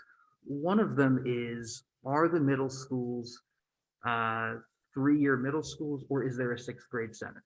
Personally, in the way this is presented in part, but in part from my own just thoughts about it, I do like a 6 to 8 school, 3 of them. I do like the idea. I mean, one of the things in doing this work that jumped out at us was this gerrymandering of elementary. You know, the idea that elementary didn't have a geographic basis. Now we're looking at middle school, but as we right size both levels, I do like the idea that there is a neighborhood level or a proximity level for the students that go to different schools. Now, I don't know necessarily that sending school from elementary is necessarily critical to that. In other words, it is possible, in my view, I mean, at least I don't see why not, that we could have 3 geographies that go to middle schools, irrespective of where those same geographies go to elementary. I think it's worth considering. I think it is worth considering that transitions are difficult, but they're especially difficult with, I don't know what they'll call them, quarantines, I don't know. But whatever this generation specifically that has had to really pivot quite a bit, iterate quite a bit, that have had disruption at least, and opportunity as well, but certainly that have had a unique experience in our schools. I think that especially for those, and knowing that we will have one more year of the Rosa selection process, I would like to see those students that start any of the middle schools next year be able to finish in that building.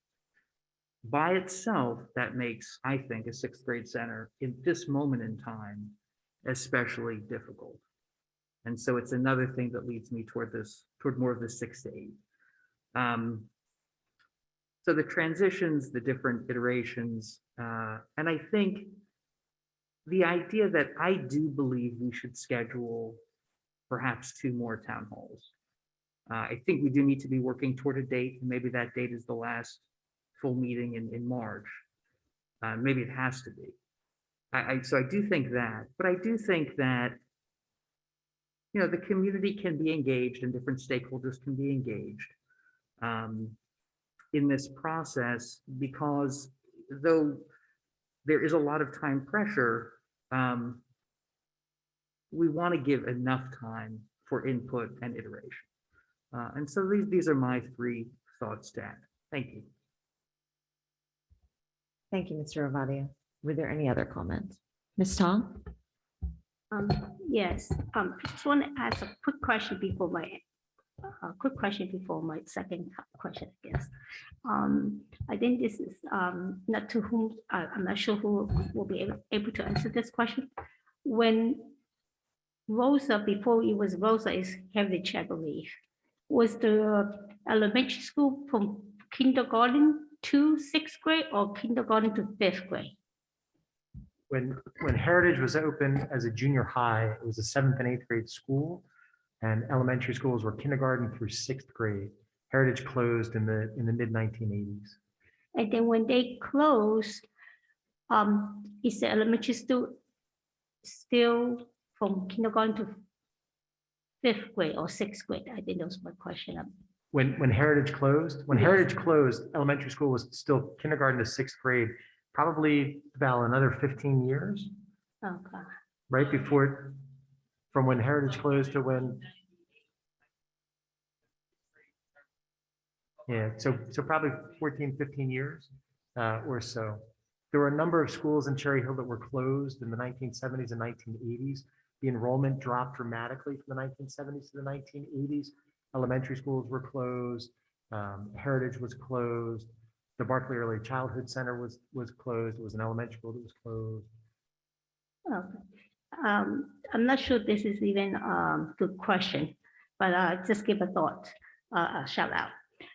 Is there a possibility that if we having a bond referendum coming up?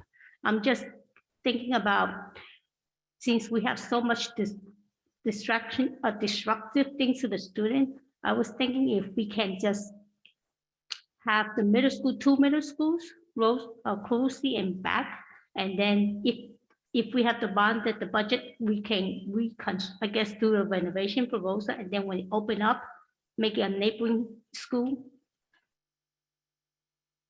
I would have to defer, and Mr. Garrison's not here.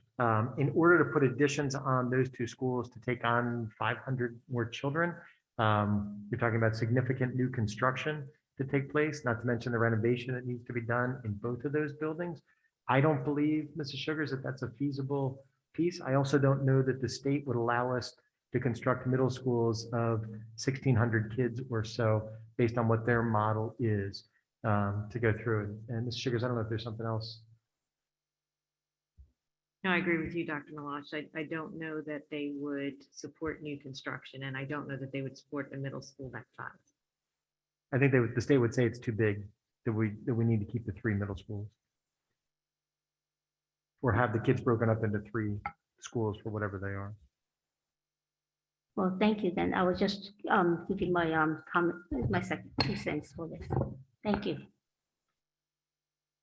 Thank you, Ms. Hong. Ms. Stern? Thank you. So I just want to say, I think that Ms. Friedel, all the points you made are, I'm completely aligned with all of them. Those are my priorities as well. Just specifically, my priority is that I think and this is also aligns with Mr. Avadi was saying, all the students who are currently in the schools that they're in, they've gone through a tremendous amount of disruption.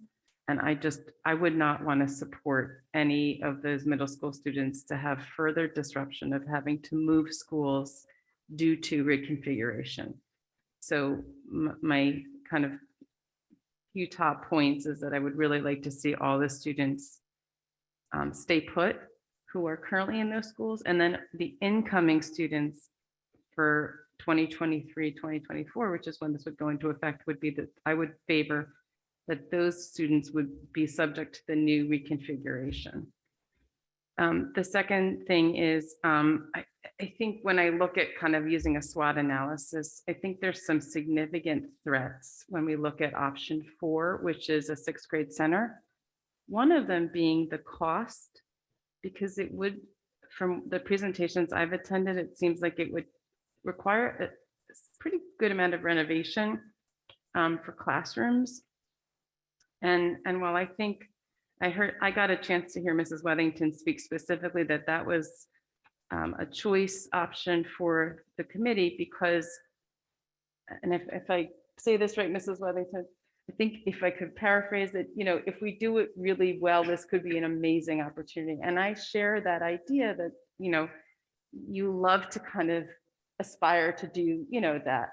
What I think about is pragmatically where we're at with looking at massive renovations in the district with a potential bond. This is a big change as well. and potentially elementary reconfiguration, which has come up as something that might be done as well. What are we getting ourselves into with, something so different, which maybe is surprising because I like to usually try things that are a little bit out of the box, but, and I guess too, one of the other things is that, with the sixth grade center, I think it makes a lot of sense to think about doing that when you have a campus middle school. So you have a sixth grade building, and then those kids might all be together, and then the next year they move to a building that's next door altogether. But our sixth graders would then spend 1 year together and then again disperse. So those are all the reasons why I think there's kind of more threats than opportunities with a sixth grade center. And I don't, in this current iteration, I'm not seeing that as a really good option for us, unfortunately. Even though I know it's kind of aspirational and exciting to think about it. And creative, which is I very much appreciate. In terms of my priorities, just me as one single board member, I really look at a balance of students in terms of the topic of economically disadvantaged and economically advantaged. I think it's really important to have students who are from different experiences, different life experiences, different backgrounds. I really personally think that enriches our students and enriches our town and our schools. So I always appreciate looking for balance with that, and having the most kind of getting the greatest balance with that. Another priority for me, I guess I really have two more. Three more. One is kind of making sure we are not going beyond building capacity. That's a topic that's in here, which again, a lot of work went into this, and that information is available to us. I'm not supportive of a very crowded school, or certainly one school that's very crowded when one is not. Another one might not be might be underpopulated. So I think and my understanding is there's a lot of nuance to that in terms of class size. Even though some buildings might have larger classrooms and smaller classrooms, ultimately, we want to have a good student flow. So I think, I understand the committee has said, that the special ed population, which is about 20% of our population, student population, they're kind of taken into consideration in all of the plan in a holistic way. I do think we want to make sure, though, that we are always kind of communicating how that's, to be the case, so that there's an understanding from, we're looking at certain different kind of populations. We looked at, English language learners. I think we want to just make sure that we're continuing to communicate. And I think the board needs to know that, how that population is being taken into consideration just in general. And then lastly, I am concerned about busing and how long kids are on the buses.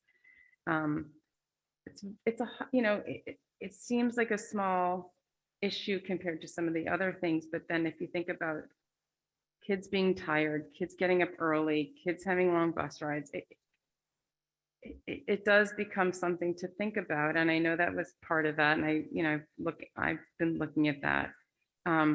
So in conclusion, I guess what's other, as one board member, a direction, I like the idea of thinking about keeping, generally having kids who are going to elementary school move on together to go to middle school. But I have to think, we have to be creative. And I'd be interested to see, there was a couple of schools that were suggested as kind of, we could split those schools and have half kids go to, perhaps Carusi, half kids go to Beck, some of the plans. I'd like to see, do we also have any other options, looking at the school map? Are there any other schools that might be able to be split? I know Barton was one of them that was mentioned based on the Route 70 split. Last little piece is that we've had a lot of people bring up from the community, bring up the topic of the elementary school reconfiguration, and the response we've gotten from the district, the district has said, that shouldn't really impact any reconfiguration of the elementary schools really shouldn't significantly impact the middle schools. I think there's still questions about that. So I guess I'd like to understand more about, like, especially in terms of some of the populations we're talking about, will it have little to no impact in terms of economically disadvantaged versus economically advantaged students? Will it have little to no impact in terms of student by race? Those are questions that I just not sure I fully understand. So I'd like to understand that more. Whew, okay. Thank you. Laurie, I have a couple comments, unless someone was going to answer or respond. Ms. Stratton did as well. She raised her hand. Sorry, I forgot about the button. I think those Miriam, exactly what you laid out were several priorities within all the goal to reconfigure our middle schools. The thing is, we have to really look at things through one lens in the sense of race equity and all the information that was given to us, those options that we have. We have to make the decision on what our priorities are based on that. That is going to be the hard decision. So we have to really start asking the deeper questions on what does class size look like to us and what is our expectation of that? And then if that's the case, then how do we level all these middle schools so that they could be as equally academically advantaged to support our students? But we're not going to get there if not seeing a bigger picture with all these considerations included. Separating each is going to make this even more difficult. Each one is a priority to each of us, but we have to make sure, like, if we want a class size versus what schools go to which one, or which model looks best for us. We just have to see, what do our buildings actually fit right now? And then thinking future forward in building this bond, what does that look like incorporated into this? We're gonna have to make those big steps. So asking those, now dig deeper, everything you just stated, dig deeper. All of us need to dig deeper into how we're gonna be looking at this, at these middle schools. That's where I'm at right now. So I agree that it is a deeper conversation. I think I was kind of following Mrs. Tong in terms of looking back at what's been done historically, because my first thought in all of this is what was done when we removed sixth grade from the elementary schools. I'm sure there was probably the same pushback from the community then. And I'm sure there was the question of, do we allow those students that are caught in the in-between to stay in their elementary schools, even though we're pulling the sixth grade out? But ultimately, we had to make that decision, and it's worked for another 20 plus years. So I think this might just be one of those situations where we have to start to look at, if we're going to keep saying we want to make change, make change, we got to actually make change and not just rely on comfort of where we are. I personally see the option of the sixth grade center as one that could be a really great unifier, and also a great way for us to look at data in a different way by looking at how we brought I hate to say it like this, the two sides of town together. And I would love to see what our amazing administrators and staff can do, combining those two, because they're going to come from two very different demographics that were pointed out in the presentation. So I'd love to see what would happen there. And then in addition, does it also give us data to work down the road for more change? When I know that one of our biggest thing is the whole We campaign, West and East. Does this now lead to another thing that again can help to level out our test scores, help to level out what students are receiving in a more equitable fashion? And do we get to a point where we're no longer seen as this town that competes on both sides, but this town that they have these opportunities where they meet as a whole? And so we're seen as one district as a whole. And then again, that's just my personal thoughts. I think my other thing about the option of the sixth grade center is, if you take a look at Rosa, probably a bunch of sixth graders in there is probably really what the building could actually hold at this point. I know we've said that that building needs a lot of work, and perhaps it might be more easily adapted to sixth graders than it will be to handle sixth, seventh, and eighth again in a larger population. So, and I know we'd have to look at bus times and all travel and all of that, but I think we also have a really, really, really great opportunity here to do something fantastic. And the other thing I'll just note is that with transitions, and I don't know, maybe some of the administrators here can chime in with their expertise on this, but a lot of our young people are going to experience bigger transitions in fourth grade and sixth grade than they will feel in eighth grade, right? Because, you know, puberty is setting in those different areas. And so those are when, I don't know, that's when my mother said her classroom changed to a whole different set of people when they got to fourth grade. So, I mean, I just, you know, I think that there's some other opportunities and changes that we're not seeing that we maybe could actually work to our advantage as we move forward as a district. And then if we look at some of the districts that are as large as us, remembering that they have third through fifth grade, they break it up and chop it up even more. And they have the ability to do so because they have the facilities.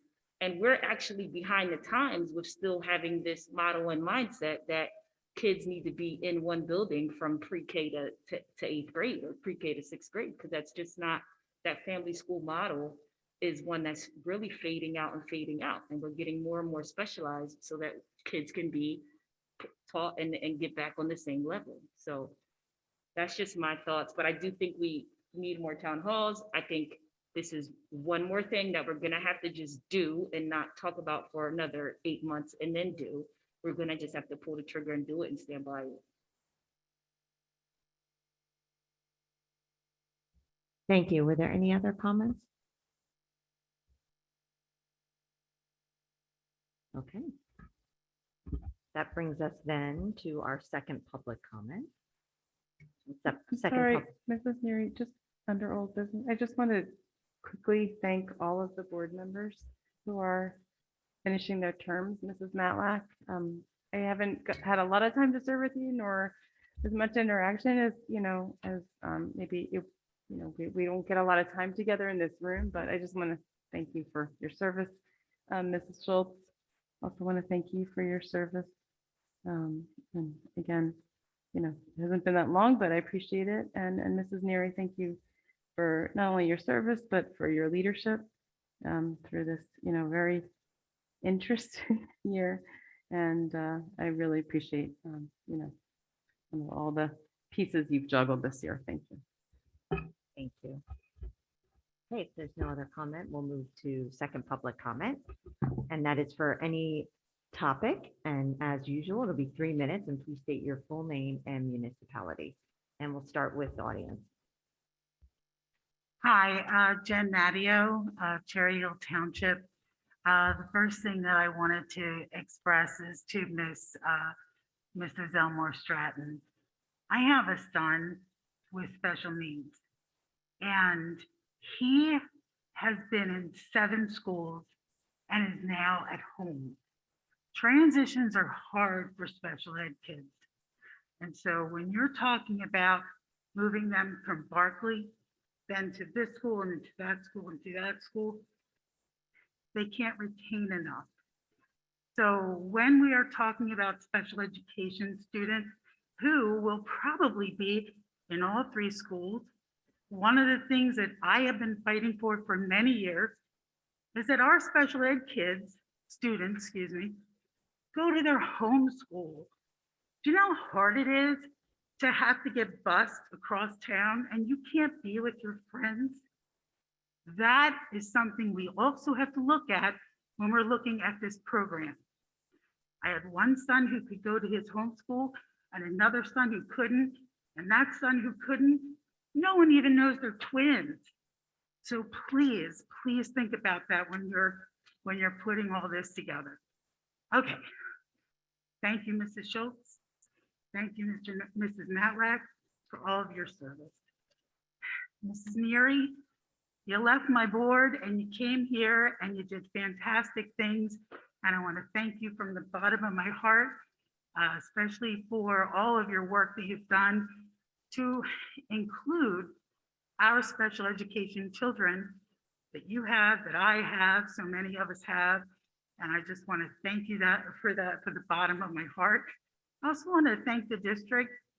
I know I've been really busy. I've been in a lot of meetings, and you are trying, you are bringing our voice in. And I'm here as a mom. I'm not here as President Chisepta. I just want to thank you all for calling me and asking me, is there something that else we could do? And yes, and if I don't have an answer, do you know how many families do? They're right behind me. They're always standing behind me, and they're always giving me ideas for all of you. So please keep doing that. It's so important. And I will give these to Jim. Thank you. Thank you. Okay, we'll go to the line now to Jay. Please state your full name and municipality.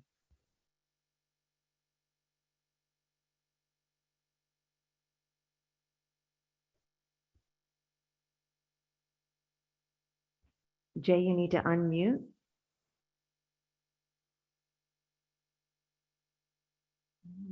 You're still muted.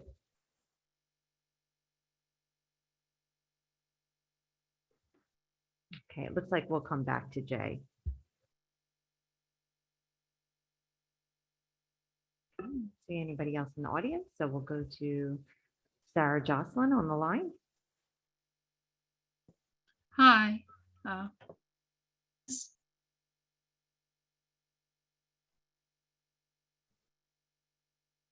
Okay, Ms. Jocelyn, looks like you're muted again. Am I unmuted? There you go.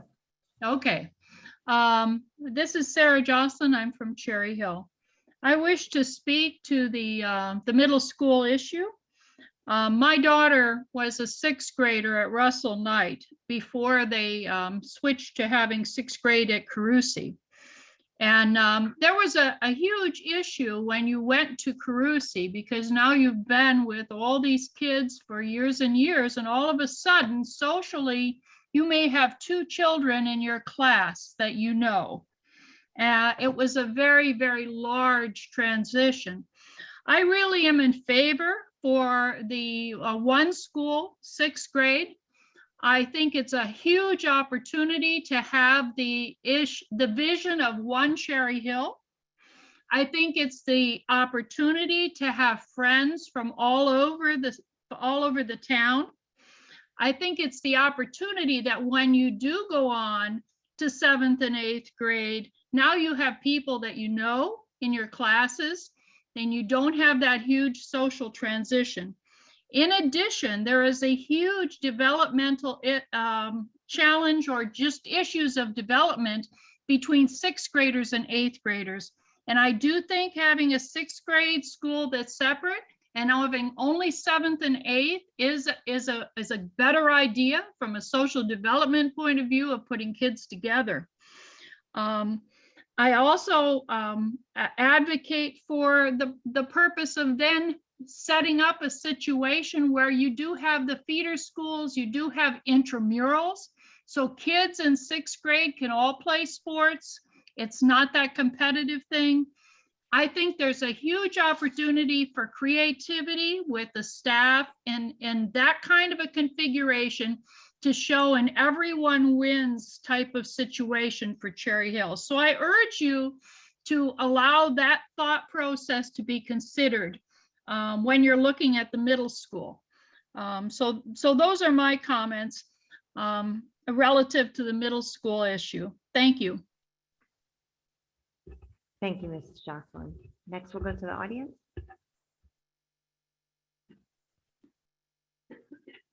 And I'm from Cherry Hill. So I'm going to be brief because I really want to say something about Mr. O'Connor. But to Laurie and Ruth, the same applies to you. Thank you for your time, your service. It's a lot of work. You have a lot of kids. You have responsibilities. You're a wife, mother, aunt, whatever you are. So thank you for all that time. But I have already suggested to one audience, to one board member's husband, that spa day is in order. And Ruth, I'll text your husband. So it's the year 2000. Mr. O'Connor is teaching one of my children about World War I, when 4 students, one being Will Einhorn, put together a video based on All Quiet on the Western Front. I can't talk to that, sorry. Utilizing BB guns, remember it's the year 2000, okay?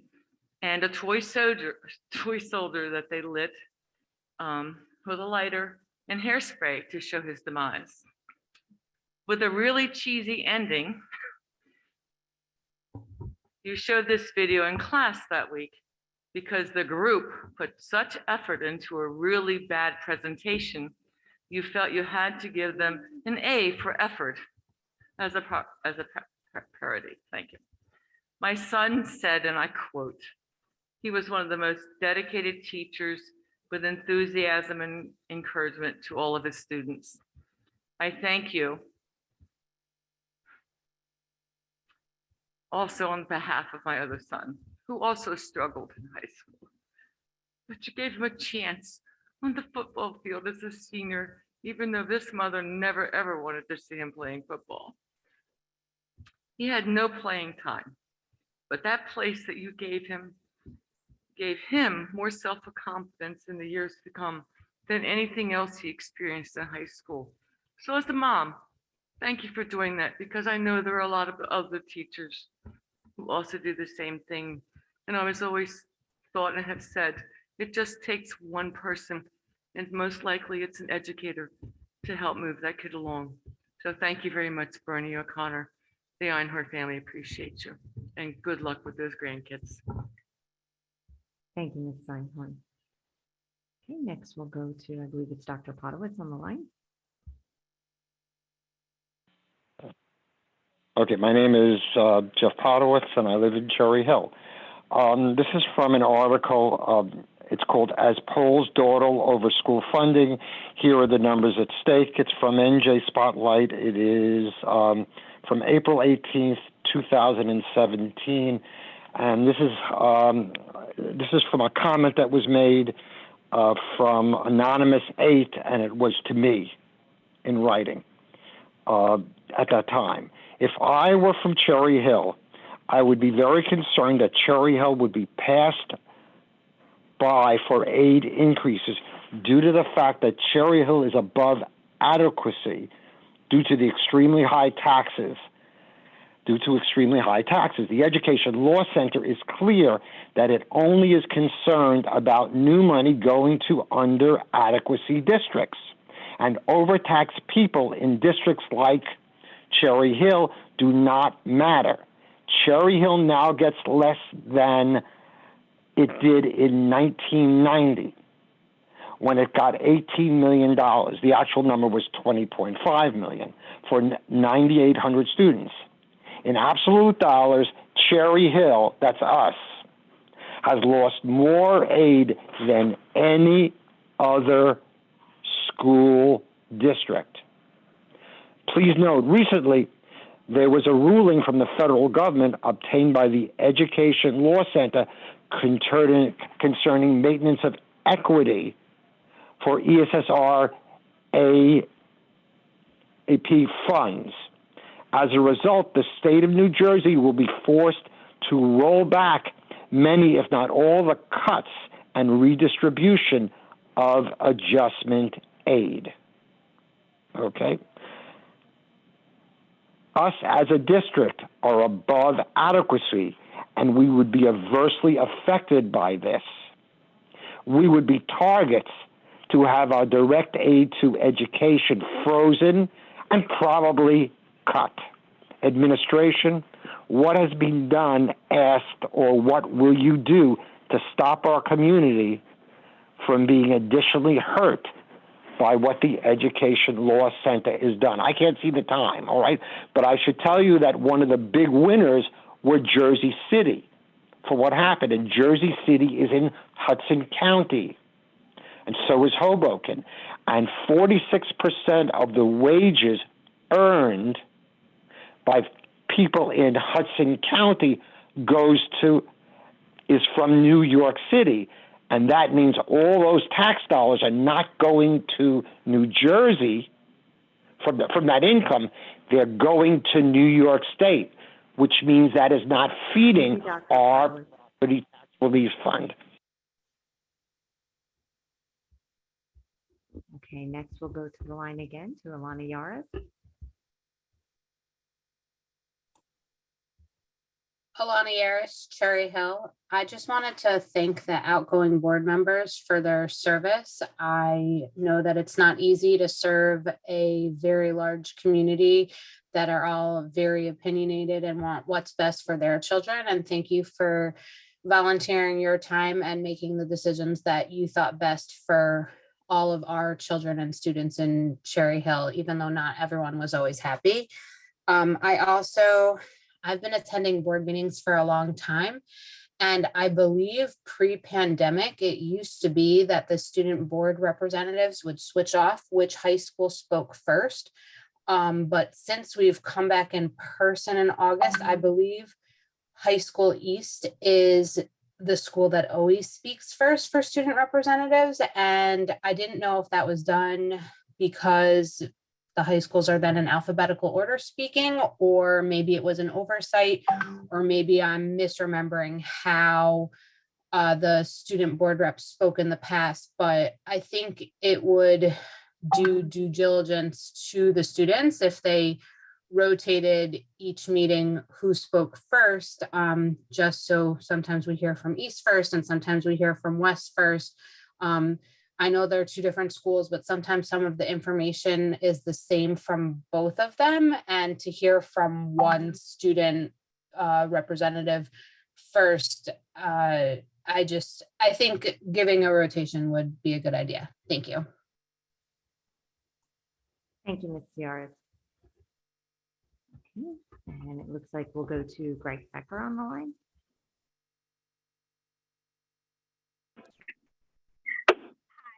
Beth Becker, sorry about that, Cherry Hill. I just have two things. First, the middle school reorganization. Ms. Friedel, I appreciate everything you said. I agree with everything you said, but I wanted to point out that it not only affects Rosa, this also affects students at Beck and Carusi. Both plans would affect students at Beck and Carusi if they are forced to move in 7th and 8th grade, because students from Beck would be redistricted to Rosa and students from Carusi would be redistricted to Rosa. I think class size is a really important factor. The other thing is the 6th grade center. I haven't seen anything about what the educational benefit is to a 6th grade center, or really any data or evidence of the benefit. I've heard people saying, you know, let's see what happens, like it's an experiment. And I don't think that a shift this big should be an experiment. Also, as for test scores evening out, shifting students between, shifting students between the two sides of the district is not, it only evens out scores on paper. It doesn't actually help the students who are the most at risk. It just makes it look better. And the other big thing is, this is obviously, from the discussion and from all the public comments, this is a really, really big project, redistricting middle school. And I just don't understand why this has to be decided so quickly. It seems like the original date for making a decision was in February. And I would encourage the board to rethink that. There's a lot going on, and I agree with whoever on the board said that there's lots of different priorities and we need to look at them all. Second thing, really quickly, the bond. I don't see anything in the needs list that can be cut, not to mention the voters you'll be turning off by cutting things from the list. So I encourage you to please go for the full needs in the bond. 20 years ago for that bond, they went with half the needs, and we're still paying for it now. We can't keep deferring this work. Our school needs to be prepared. Our schools need to be prepared for the next 20 years and what will come down the road. Thank you so much. Thank you, Ms. Becker. I don't see any other comments in the audience or on the line, so I will turn it over to Dr. Milosh for superintendent comment. Thank you, Mrs. Neary. So just a couple of things. Thank you for everybody that made comments this evening. Ms. Harris, I can tell you the student board reps called in order. It certainly was not an intentional piece to do one. And if it's been consistent, we'll keep a better list of which student is called, or which high school is asked to speak first. Sometimes, honestly, with sitting on the stage, it's difficult to see in the audience, and sometimes it's easier to see where the kids are depending upon where they are seated. So we will certainly take a look at that. Dr. Podowitz, thank you for calling in with the information that went through. Again, we've encouraged you before. I encourage you to continue to follow up with our legislators as well. Great stories about Bernie O'Connor as a teacher, phenomenal educator. We agree. What else? I can tell you, so a couple of this came up, and Ms. Natalie, you had asked about it as well. In the discussion about the middle schools, so students with special needs, students with IEPs, with 504s, were discussed. That was part of all discussions, very high level in terms of what it looks like.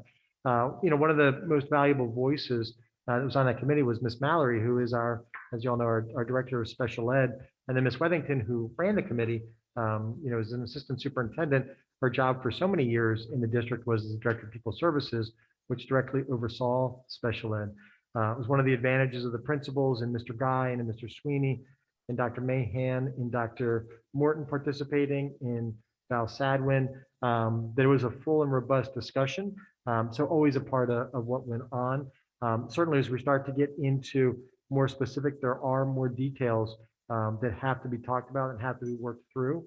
And as I said this at the meeting 2 weeks ago, this is one of the challenges, right, for our community in terms of a discussion in this manner, because this truly is the board doing their work. The Board of Education as an elected body does their work in the public. The board doesn't get together outside of here. They don't get together, 9 of them or 6 of them, and have conversations or try and work through or argue or debate. Everything that goes on takes place at this table, which is challenging, right? It's that old axiom of really literally watching the sausage being made. And sometimes that's hard because there are things that are talked about that people are not going to like and probably will not happen. And that's okay. One of the advantages, and I think one of the things that this Board of Education has demonstrated, especially during the course of the last 6 months or so, is that how we can disagree at the table and continue to move forward, which I think is a phenomenal model, right? And that's something that boards of education have to continue to embrace. It's something that I believe that this board, even moving forward with the new members being seated in January, and then the additional new member being seated in February, will continue to be able to do that. That's the only way that it's going to be healthy in terms of what we do, is if we can disagree, if there is civil discourse, and do it in a manner that we all are advocating for children and that we all are moving forward together. Just a reminder for those of you that are interested, there will be an ad in the Courier Post on Monday, January the 3rd. If you are interested in applying to fill Mrs. Matlack's seat on the Board of Education, we're asking that you send a letter and a resume to Mrs. Sugars. The details are out there. They're on our website. Mrs. Wilson has also shared it. The Board of Education will get together and decide which candidates that apply they would like to interview. There will be publicly held interviews on the 25th of January, which will take place before the action meeting. The interviews will be done in public. So a lot more will come out during the course of the month of January. But if you are thinking about it, take a look at the information that's on our website, and it's there, and we'll get ready to move forward. And again, one final thank you for Mrs. Schultz, Mrs. Neary, Mrs. Matlack.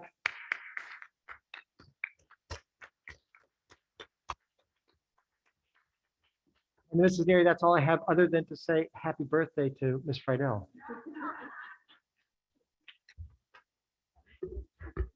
Thank you, Dr. Milosh. We don't have any items for second executive session this evening.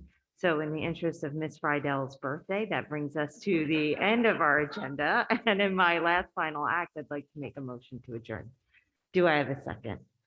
Ms. Matlack, all in favor? Have a great evening.